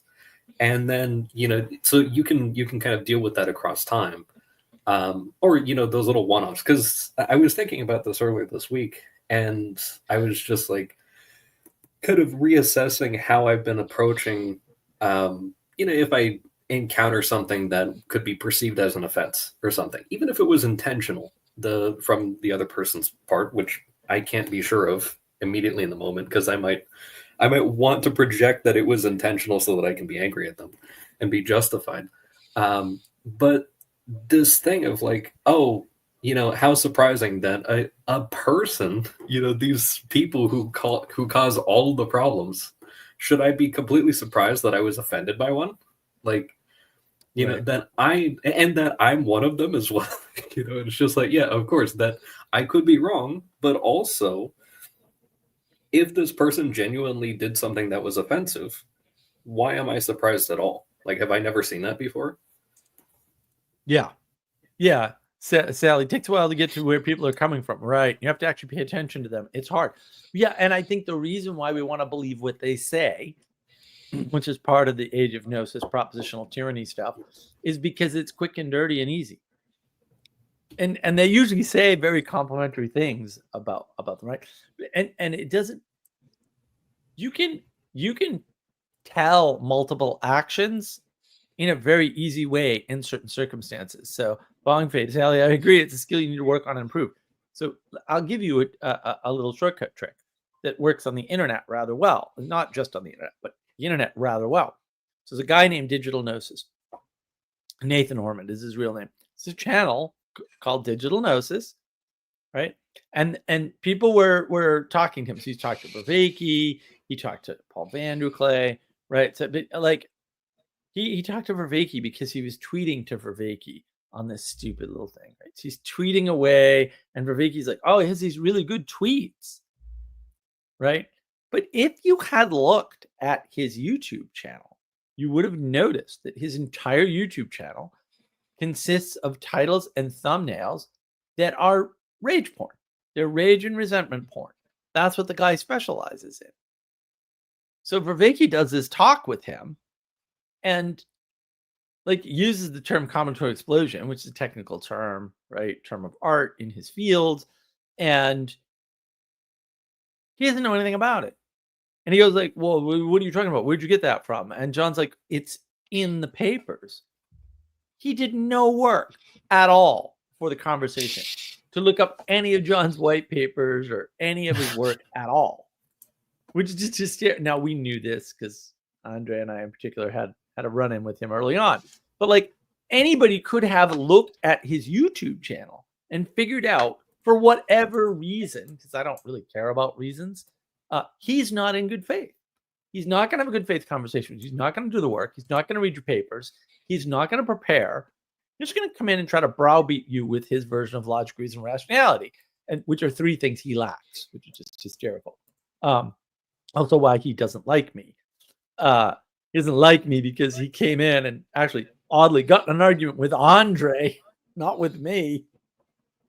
And I very cleverly shut it down, and he got pissed off. And it's like, well, bro, you come in here, you start talking, accusing people of being in cults and all the same. We had a Buddhist, atheist. Yeah, you remember. We had a Buddhist and atheist. They're all speaking up on their own accord, right? And I'm not involved in any of this. I'm just sitting in the room watching, like, what is going on? What is this person, right? I'm just sitting back being patient. And Andre is like, listen, guy, I think Andre, I think at the time you were like in atheist mode or something, but we had a Buddhist there and a Catholic and an atheist and like an actual Buddhist monk too, like hardcore, right? And all these different people in the room, and he's like, "You guys are in a cult," and we're like, "What are you talking about?" And he just couldn't get over himself, and he's so mad at me that a year after that happened, when I didn't even speak directly to him in the conversation much. Yeah. He brought me up in a random conversation that didn't involve me or any of my work. And I was like, that is so sad. So he's just not capable mentally. Because was that the guy? Was that the guy who shaved his head? Or was that another one? I don't. No, this was on Jacob's channel. Like this was quite recent. No. That's a different guy. No. I remember the whole saga though. Like, Nathan. To clarify, I wasn't in like atheist mode. I was like, more neutrality. Yeah, you were in the meditation. You were in the meditation hall with us. On the other side. That's right. Yeah, but you and he got into it big time because you were pissed off. Rightly, everybody was pissed. Everybody's bad at it. But I mean, he talked openly about his mental illness and his time in the hospital and all that. I'm like, well, these are not good people. But John Vervaeke, 2 years after that or something, had a conversation with him, and I'm like, what are you doing? You didn't. How do I defend John? Your people didn't do any research. You didn't just go to his channel. To Jacob's credit, Jacob went to his channel when I told him about this. He looked, and in like 3 minutes was like, "Oh my goodness, this is horrible." I'm like, "Yeah, you don't even need to watch the videos." He just tried using it as a crutch, didn't he? Rather than like a backstory. It was I'm mentally ill because religion. And that's why I'm now an atheist or whatever he is. Right. Something like that. Right. Yeah. That was his story. There's a very familiar pattern. But the point is, you can tell he's in bad faith just by looking at his YouTube channel. Because you don't need multiple interactions with him. You can see multiple of his interactions with others and go, oh, he's making anger and resentment porn and posting it on YouTube and making money. Good for him, I guess. But like, I didn't even need a multiple of minutes. Didn't even need like double digits of minutes for that one. Yeah, I got to like almost 10 minutes in. I'm like, all right, like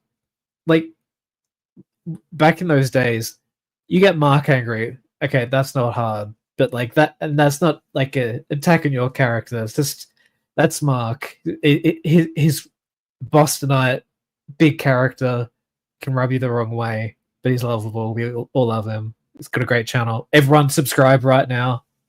But you get Manuel angry, and it's a different type of angry. It's the European angry. It's a bit more refined, but also a bit like more drawn out. You get me angry that quickly, you've got to really fucked up. Because I'm just someone like I haven't got angry that much. In like the years you've known me, like less than half a dozen times, like seriously angry. Maybe Aussies are hard to make angry.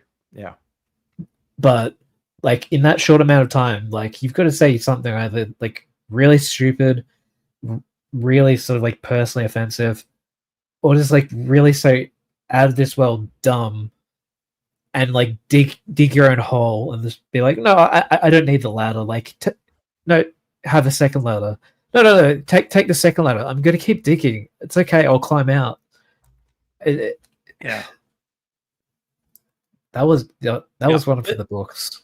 But knowing, or like I said earlier with Hegel's religion, no, read his contemporaries. They'll tell you all about him, and it's everything you need to know.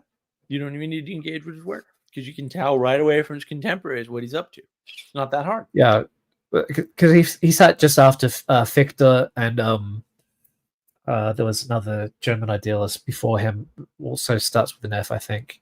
But like he was on the cusp of German idealism and is like the most well-known idealist, but everyone either remembers him from being like the precursor to Marx, or they go, oh, Hegel, that's like what Slavoj Žižek, that's the guy that he loves. Yeah. Or they like, ironically, and There we that was go. as you know, that was to make that video, but Mhm. they read phenomenology of spirit, they go, oh, so he's a phenomenologist. It's like, no, he's not actually, he's an idealist. Like, why is it called phenomenology of spirit? And then there's another book like what is it?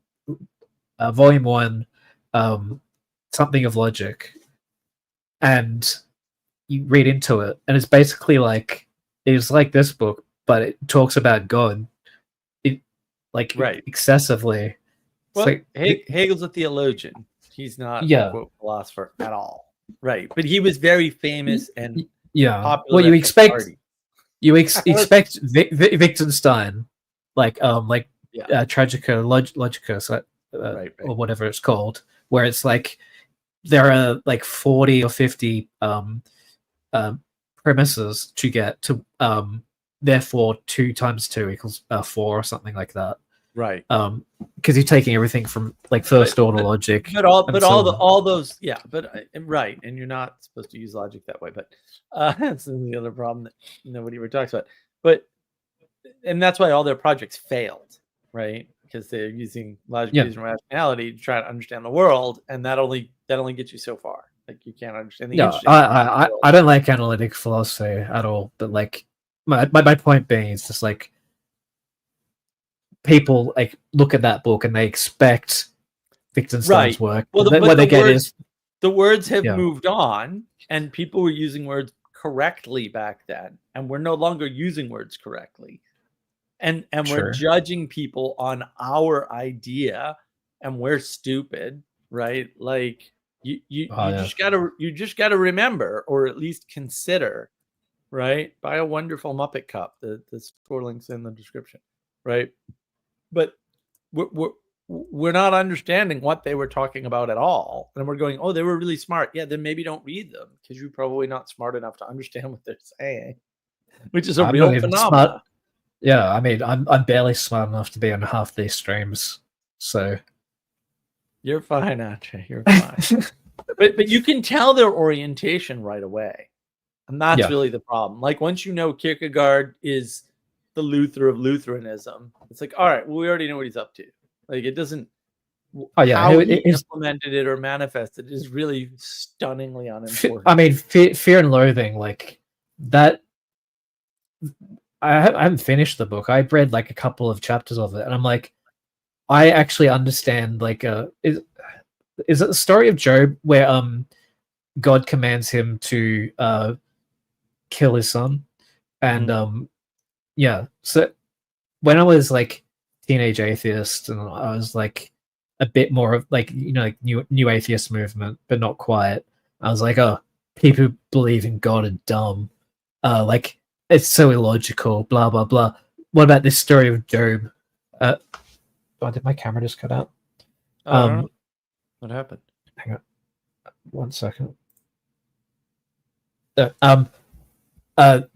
Doesn't make any sense. Like God tells him to do something and he just does it. Like, why does he say no, God? Like, I'm not gonna like kill my son and so on. And then I read Fear and Trembling, and the way that he lays it out, and I'm like, oh, so it's not about the rationality or logic of it. It's about the devotion. It's about the faith of it, and like the unwavering sort of like, God commands me to do this, so I will do it.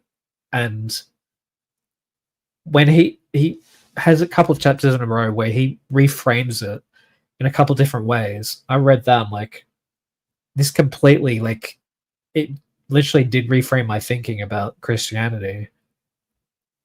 And Yeah. I mean, I haven't read much Kierkegaard outside of that, but like, just that alone, it's like, okay, like that's one of the Right, but things I needed to things shift about thinking. faith.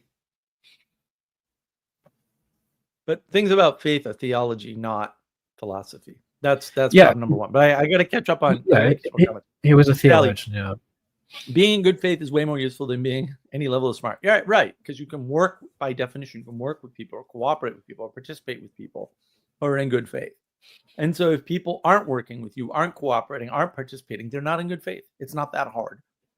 Right?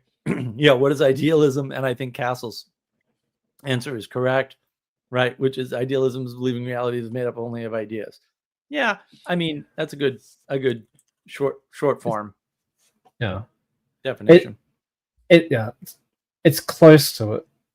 Like rationalism is closer to like only ideas. Idealism, I mean, it's not worth like splitting hairs on that. Idealism is more not ideas, but pure fantasy. Yeah, things And of the mind and metaphysics, and yeah, rationalism is more like the logical sort of ideas can only be the only things that exist without like straying into solipsism. Right, but all these people are trying to use what they think of as philosophical tools, and philosophy to the ancient Greeks is what we would call science, by the way, to resolve theological issues. And it just turns out there's different tools for that, and none of them are logic, reason, and rationality, and that's just too bad. But that also helps with like, you know, having the bigger picture or like the wider context and everything, because that's something like later in the Bible, it's actually said that Abraham just trusted that God could bring people back to life, and that was like one of the reasons why he was so confident in doing it. It was like, yeah, I'll kill my son, but he'll bring him back, you know. And like it doesn't say that explicitly in the text there, but much later it does. But yeah, he didn't rationalize his way, you know, to that, you know, from first principles or something like that. Yeah, and also the point about not turning around and looking at his wife, was it Sarah, because she would turn into a pillar of salt. Like he had, that was another like underlying part of the faith, was like, I won't even like glance at her if God says this is going to be true, because predeterminism. yeah, the Bible's full of that stuff. Metaphysics is low-key cool. Metaphysics is a marketing term by a publisher to sell books. And this is why when people with PhDs use it, I'm like, okay, moving right along here. You guys don't know what you're talking about. Like, yeah, I've got so many PDFs into a belief, right? I've got the metaphysics of suicide, the metaphysics of sex, the metaphysics of it's just on the architecture. Yeah, like there's a bunch of they just or you could just have meta architect. Like you can just take these Greek words, smash them into a new compound word, and sound wicked smart. And sure, MetaMark. I'm above you, MetaMark. We've been using flat mark terminology. Right? We're gonna take. Well, this is Sally's big thing, because I was like, I'm just gonna take all my stuff and throw it inside the AI. And Sally's like, well, that would make it flat mark. And I'm like, yeah, technically. Here's something that might be controversial that I thought of. How long is it going to be before we have meta trans people? I'm sure we already do. I was going to say, I'm pretty sure I've become aware of a few. Yeah. Like this is the problem with those terms. It's like you're saying metaphysics, but you're talking about religion. And I get that, but you don't. And that's my problem. Like you don't understand. There's a better term for what you're calling metaphysics. It's called religion. But you're so afraid of religion that you just won't use the word. And it's like, oh my God, like what is wrong with people? I thought metaphysics is just a word to describe like core epistemological principles. No, it's not. It's a meaningless term. That's epistemology that you're talking about. Yes, exactly. Yeah, epistemology is epistemology. So yeah, metaphysics technically, from a language perspective, cannot have any reasonable conveyance of concept. Cannot ever. It's a book publisher term. It's a marketing term to sell books. That was the purpose. The publisher had just gotten finished publishing the physics, and then there were additional papers, and they didn't know what to call them, and he wanted to publish them to make money. So he called them the metaphysics, and we've been using it ever since as though it's some magical term, and they're not even using it correctly. Technically, everything outside of the physics is spiritual, technically. So when you're saying metaphysics, you're saying spirit or spiritual. That's what you're saying from a technical perspective. I'm okay with that. It's just that they don't understand that's what they're saying. And I would say all things that have to do with the spirit are things that fall under religion. Those are the only things that fall under religion, but all spiritual matters fall under the religion category. And that's why they're using the word metaphysics and they're talking about religion. It's a very common thing too, like extremely common. So like the core fundamentals of how reasons and ideas operate. Yeah, but nobody ever talks about that, right? How ideas relate to reality. Well, they talk about that, but Yeah, like, that would not be metaphysics. that wouldn't be metaphysics, right? This is the problem. And they fool you with that because they never define metaphysics ever. They just trot the term out when it's convenient. And this is a sign that they're not. Listen, bad faith is not necessarily a matter of choice. If you're stupid, you can't be in a good faith conversation. I'm sorry. Like you can't. Like you can't talk about, and you can come on this stream and you can argue with me about the history of risk versus CISC if you want, but you won't be in good faith because I know the history and you don't. It's that simple. Like it's not an option to be in good faith. And people kind of skirt that. And they're like, well, they weren't being hostile or manipulative. And it's like, all right, but that's almost every person. So like, what are we talking about? Everyone's in good faith because they're dumb? No, I don't think so. You have to have a capacity to be good, to be in good faith. And they try to get around that by smashing the word good and faith together. And what they really mean is, are you there to sabotage or not? And the problem is, you can sabotage something without knowing it. And therefore, you can't derive someone's goodness from their knowledge, which is the core thesis of the Age of Gnosis, that you can derive goodness from knowledge. You can say, oh, this person knows a lot, and therefore they're good. Or, oh, this person uses a lot of big words, therefore they must know what they're talking about, and their, quote, philosophy is good. Oh, well, James Lindsay has a whole thesis on wokeness, and therefore the woke right must be a thing because James Lindsay says so. And it's like, but if you listen to what he's saying, it doesn't make any sense. And he's wrong about most of it. Like his characterization of fascism is completely incorrect. And I'm just like, bro, I don't know where you even got that from. I've been on the internet a long time. I've heard a lot of definitions of fascism, and I ain't never heard that one. That's pretty cool. Like I was grateful for that. Like, oh, you get to hear something new. That's awesome. Also wrong, but newly wrong, I guess.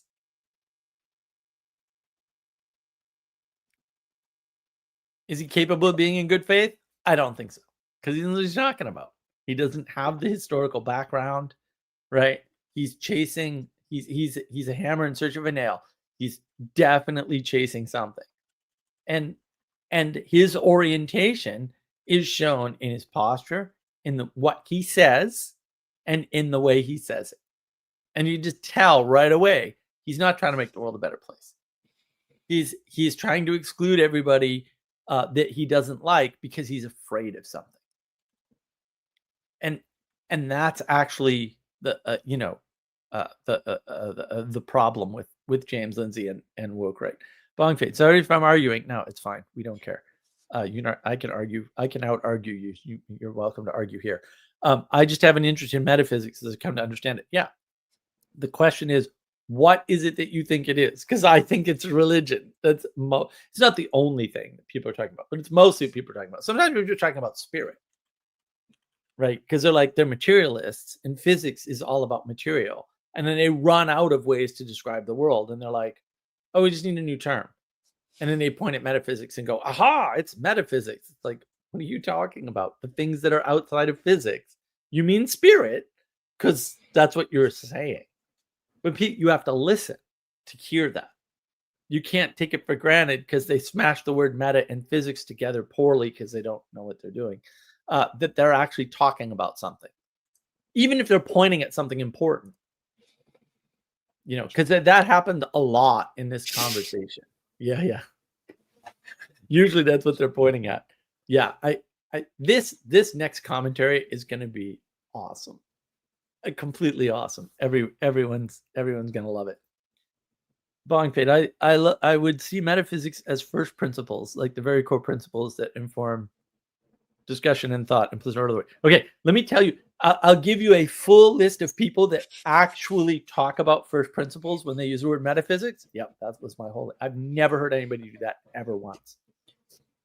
Look, Now, I Mark, understand. You'll hate me here. Bong Fade, just read Heidegger's Introduction to Metaphysics and then come back and then see what you think.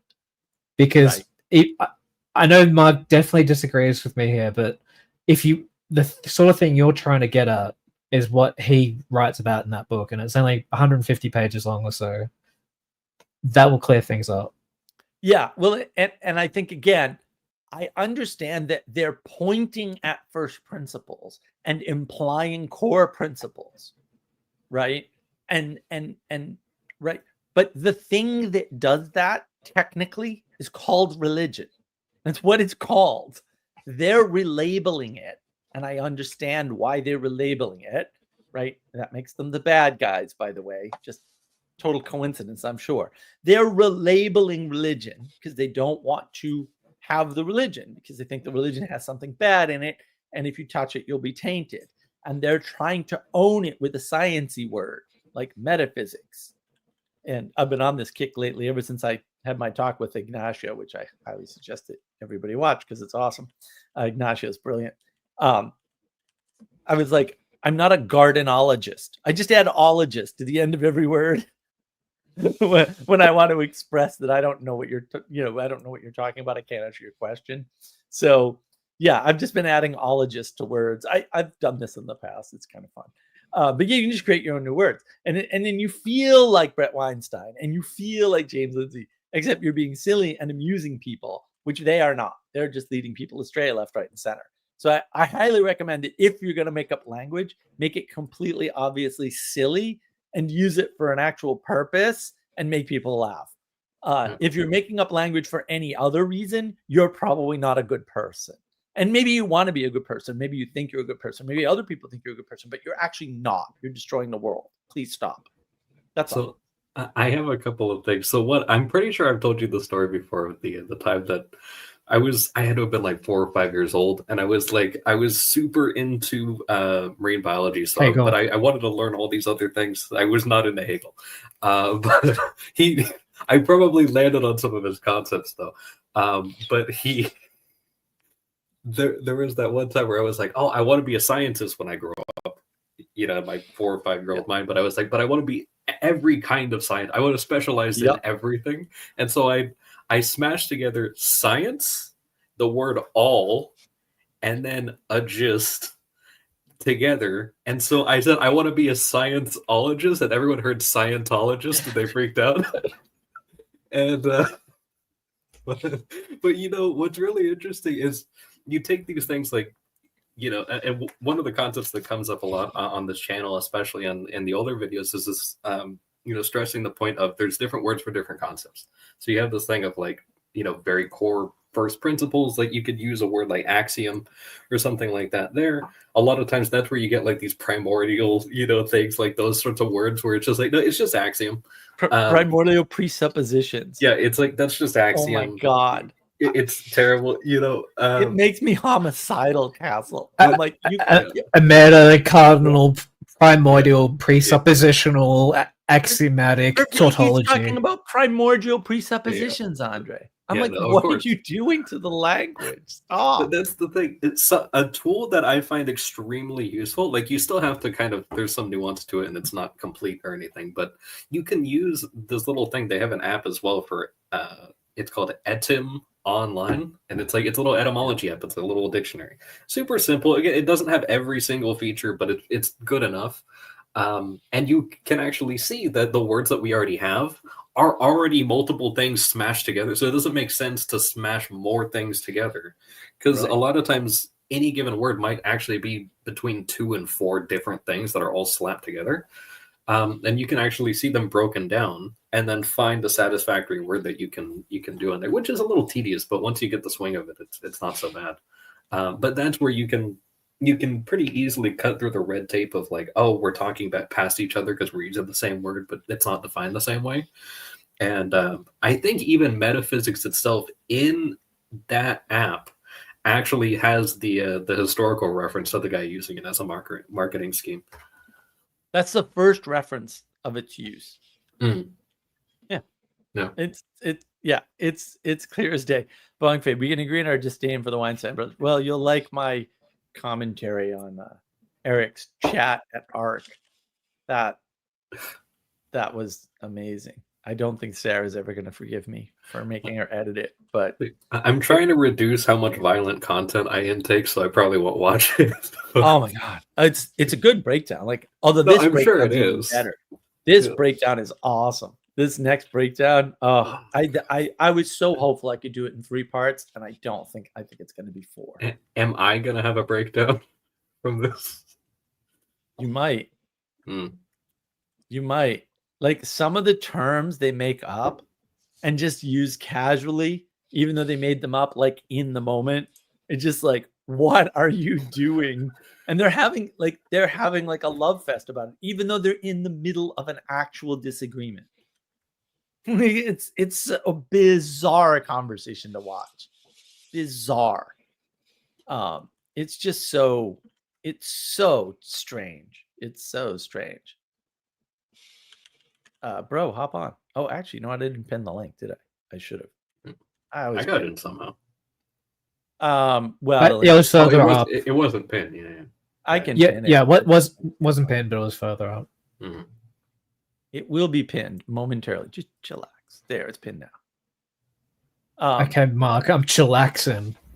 On my skateboard. Calm down. Yeah, we get the my Market pizza. Wisdom Discord server. You can hop in there.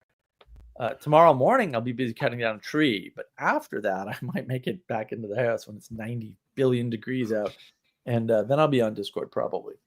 Although I got a lot of work to do. 90 billion. Oh, that's just a lovely summer day. It was 101 degrees today, Andre. Well, not today. Oh, it was yesterday. Okay, that's like with 38, 39 Celsius. No, I think it's 40. Pushing 40. But yeah. It's really high. Yeah, no, Yeah. it's been That's scorching. high. We had like 3 scorching days in a row, and then we had a meteorite, which I happened to see, which was wild. Everyone was freaking out about that. So, big flash in the sky. Is that why people are making like things saying, "Oh, it's end of days"? Yes, In the last. that's why, because the meteorite. sighting. That's why. Yes, I saw that meteorite, which was freakish because I thought it was like about like the strikes on like Iran or something, but it's about a meteorite. It's about the meteor. Well, you should have seen it. I was like, what the hell even is? I'm driving, and I'm not like, and then it was just in front of us, and I was like, whoa, what the hell was that? And I was just like, no. I wonder. Okay, Fireball Street captured on camera in the southeast US. Yeah, that's us. NBC News. See, I'm so disconnected. I didn't even know that was a thing until you mentioned it. Yeah. No, it's all over the place. They've got videos of Right. it and like dash cams and stuff. It's like, That's whoa. it. It didn't look. It was huge and bright. It was the middle of the Oh, day. up close. Yeah, up close. I get like the phenomenology of the meteorite. Like that all clicks. But like looking at the footage of it, like end of day is. Okay. It was only like 4 seconds or something, but it was this Yeah. big streak and this big flash, and it like where I was, it looked like a star. Like it just you see this streak It's- and then yeah. a star comes out of it, and you're like, what the What- hell was It's that? like you know how there's three types of lightning. Like you've got fork lightning, chain lightning, and ball lightning. Yep. Whenever people have like seen the rare occasions where there's ball lightning, like it just freaks them out. Like the sensation of seeing it, that they're like, "What the fuck?" Yeah, it's like that no sort one of knows what thing. it is or how it works. Yeah. Like you're up close to it. Like you Right. don't know how to process it and so on. Right. But seeing it like on a video, it's just like, oh, that's it. No, if you're close to it, it's a whole different experience. Yeah. But this was just weird because we were on our way to lunch, which we never go out for lunch, and we were driving in the right place, in the right direction, at exactly the right time, and I was like, "This is a weird set of coincidences." So you could say you orientated correctly and Yeah. you didn't miss the mark. Nope, we hit the mark of wisdom, which is named my Discord server. Wicked Smart was too on the nose. But You really navigated that pattern of a joke. Terrible. Yeah, And that worked. it's weird to me that everybody has such a hard time like figuring out why Eric and Brett Weinstein are not the guys to listen to, or why like Joe Rogan's okay for entertainment, and you know, if you're really discerning, some of his guests are good, but like he's not the guy to follow, right? Vervaeke's never changing. Like you guys are, and Peterson, not gonna happen, right? Like they just, and I'm like, how do you not see this? It's so clear what they're oriented towards, and they don't even, and they're talking right past each other every single time, over and over again, and I'm like, bro, have you not noticed that this is the sixth time you've done this? And while there's movement, it's not in the right direction. And they legit, they never notice. And Well, the Eric Weinstein post, like not the original, but like the Portal Discord, the couple of times he came on when he still did, one being like he would talk to people that I can remember, and then he came on Yom Kippur to do like an apology type post type thing, being like, oh, like people have been trying to reach me, blah blah blah, and then at the very end of it, like there was an actual bad actor there, like legitimately. He said like, oh, by the way, Eric, all these people here have said X, Y, and Z, and blah blah blah blah, poisoning the well essentially, and like you know one of these types of people, you know who it is. Yeah. But like that happened, and then he went off like being paranoid and so on, and then 6 months later, there's these two they were publishing pseudonymously. One was, and the other was Timothy Nguyen, I think. Both physicists, one mathematician, I think, critiques his work, and he got in a huff about it. It was on a podcast, and like he called them out, went on Twitter and said like Timmy has itty bitty little balls, and then threatened to dox six of the members of the Discord. And we all knew who they were, like saying like a certain blah blah blah with a PhD in this. And this person, this know. and I yeah, remember. like it was a mess. Yeah, it was. But, it was a mess. But that's the other thing. Like you can know people really easily from their history, but you got to dig in, and you also have to get involved. You can't just sit back. Yeah, and say It like, I was- saw you in a live stream and Yeah, I don't once. like you. You're a bad person. Like yeah, the person has a body of work. Go look at it. Yeah, it was like a it was a big progressive like time span that like this happened, because like I think DM'd him on the Twitter at one point saying like, hey, like I see the Discord going this way, like I think these changes would be good, like if you could like interact more with the community. Like never got read. He had like a little private sort of, what's the right word, not patsies, but like had his like little committee, his like Yeah. secret police Right. stuff, and there was like a whole thing to it. But like over time, like he just got like more and more like away from. He got panicked. He started mass panicked, spamming yeah. people who had done nothing Yeah. but try to help him. Yeah, it was a mess.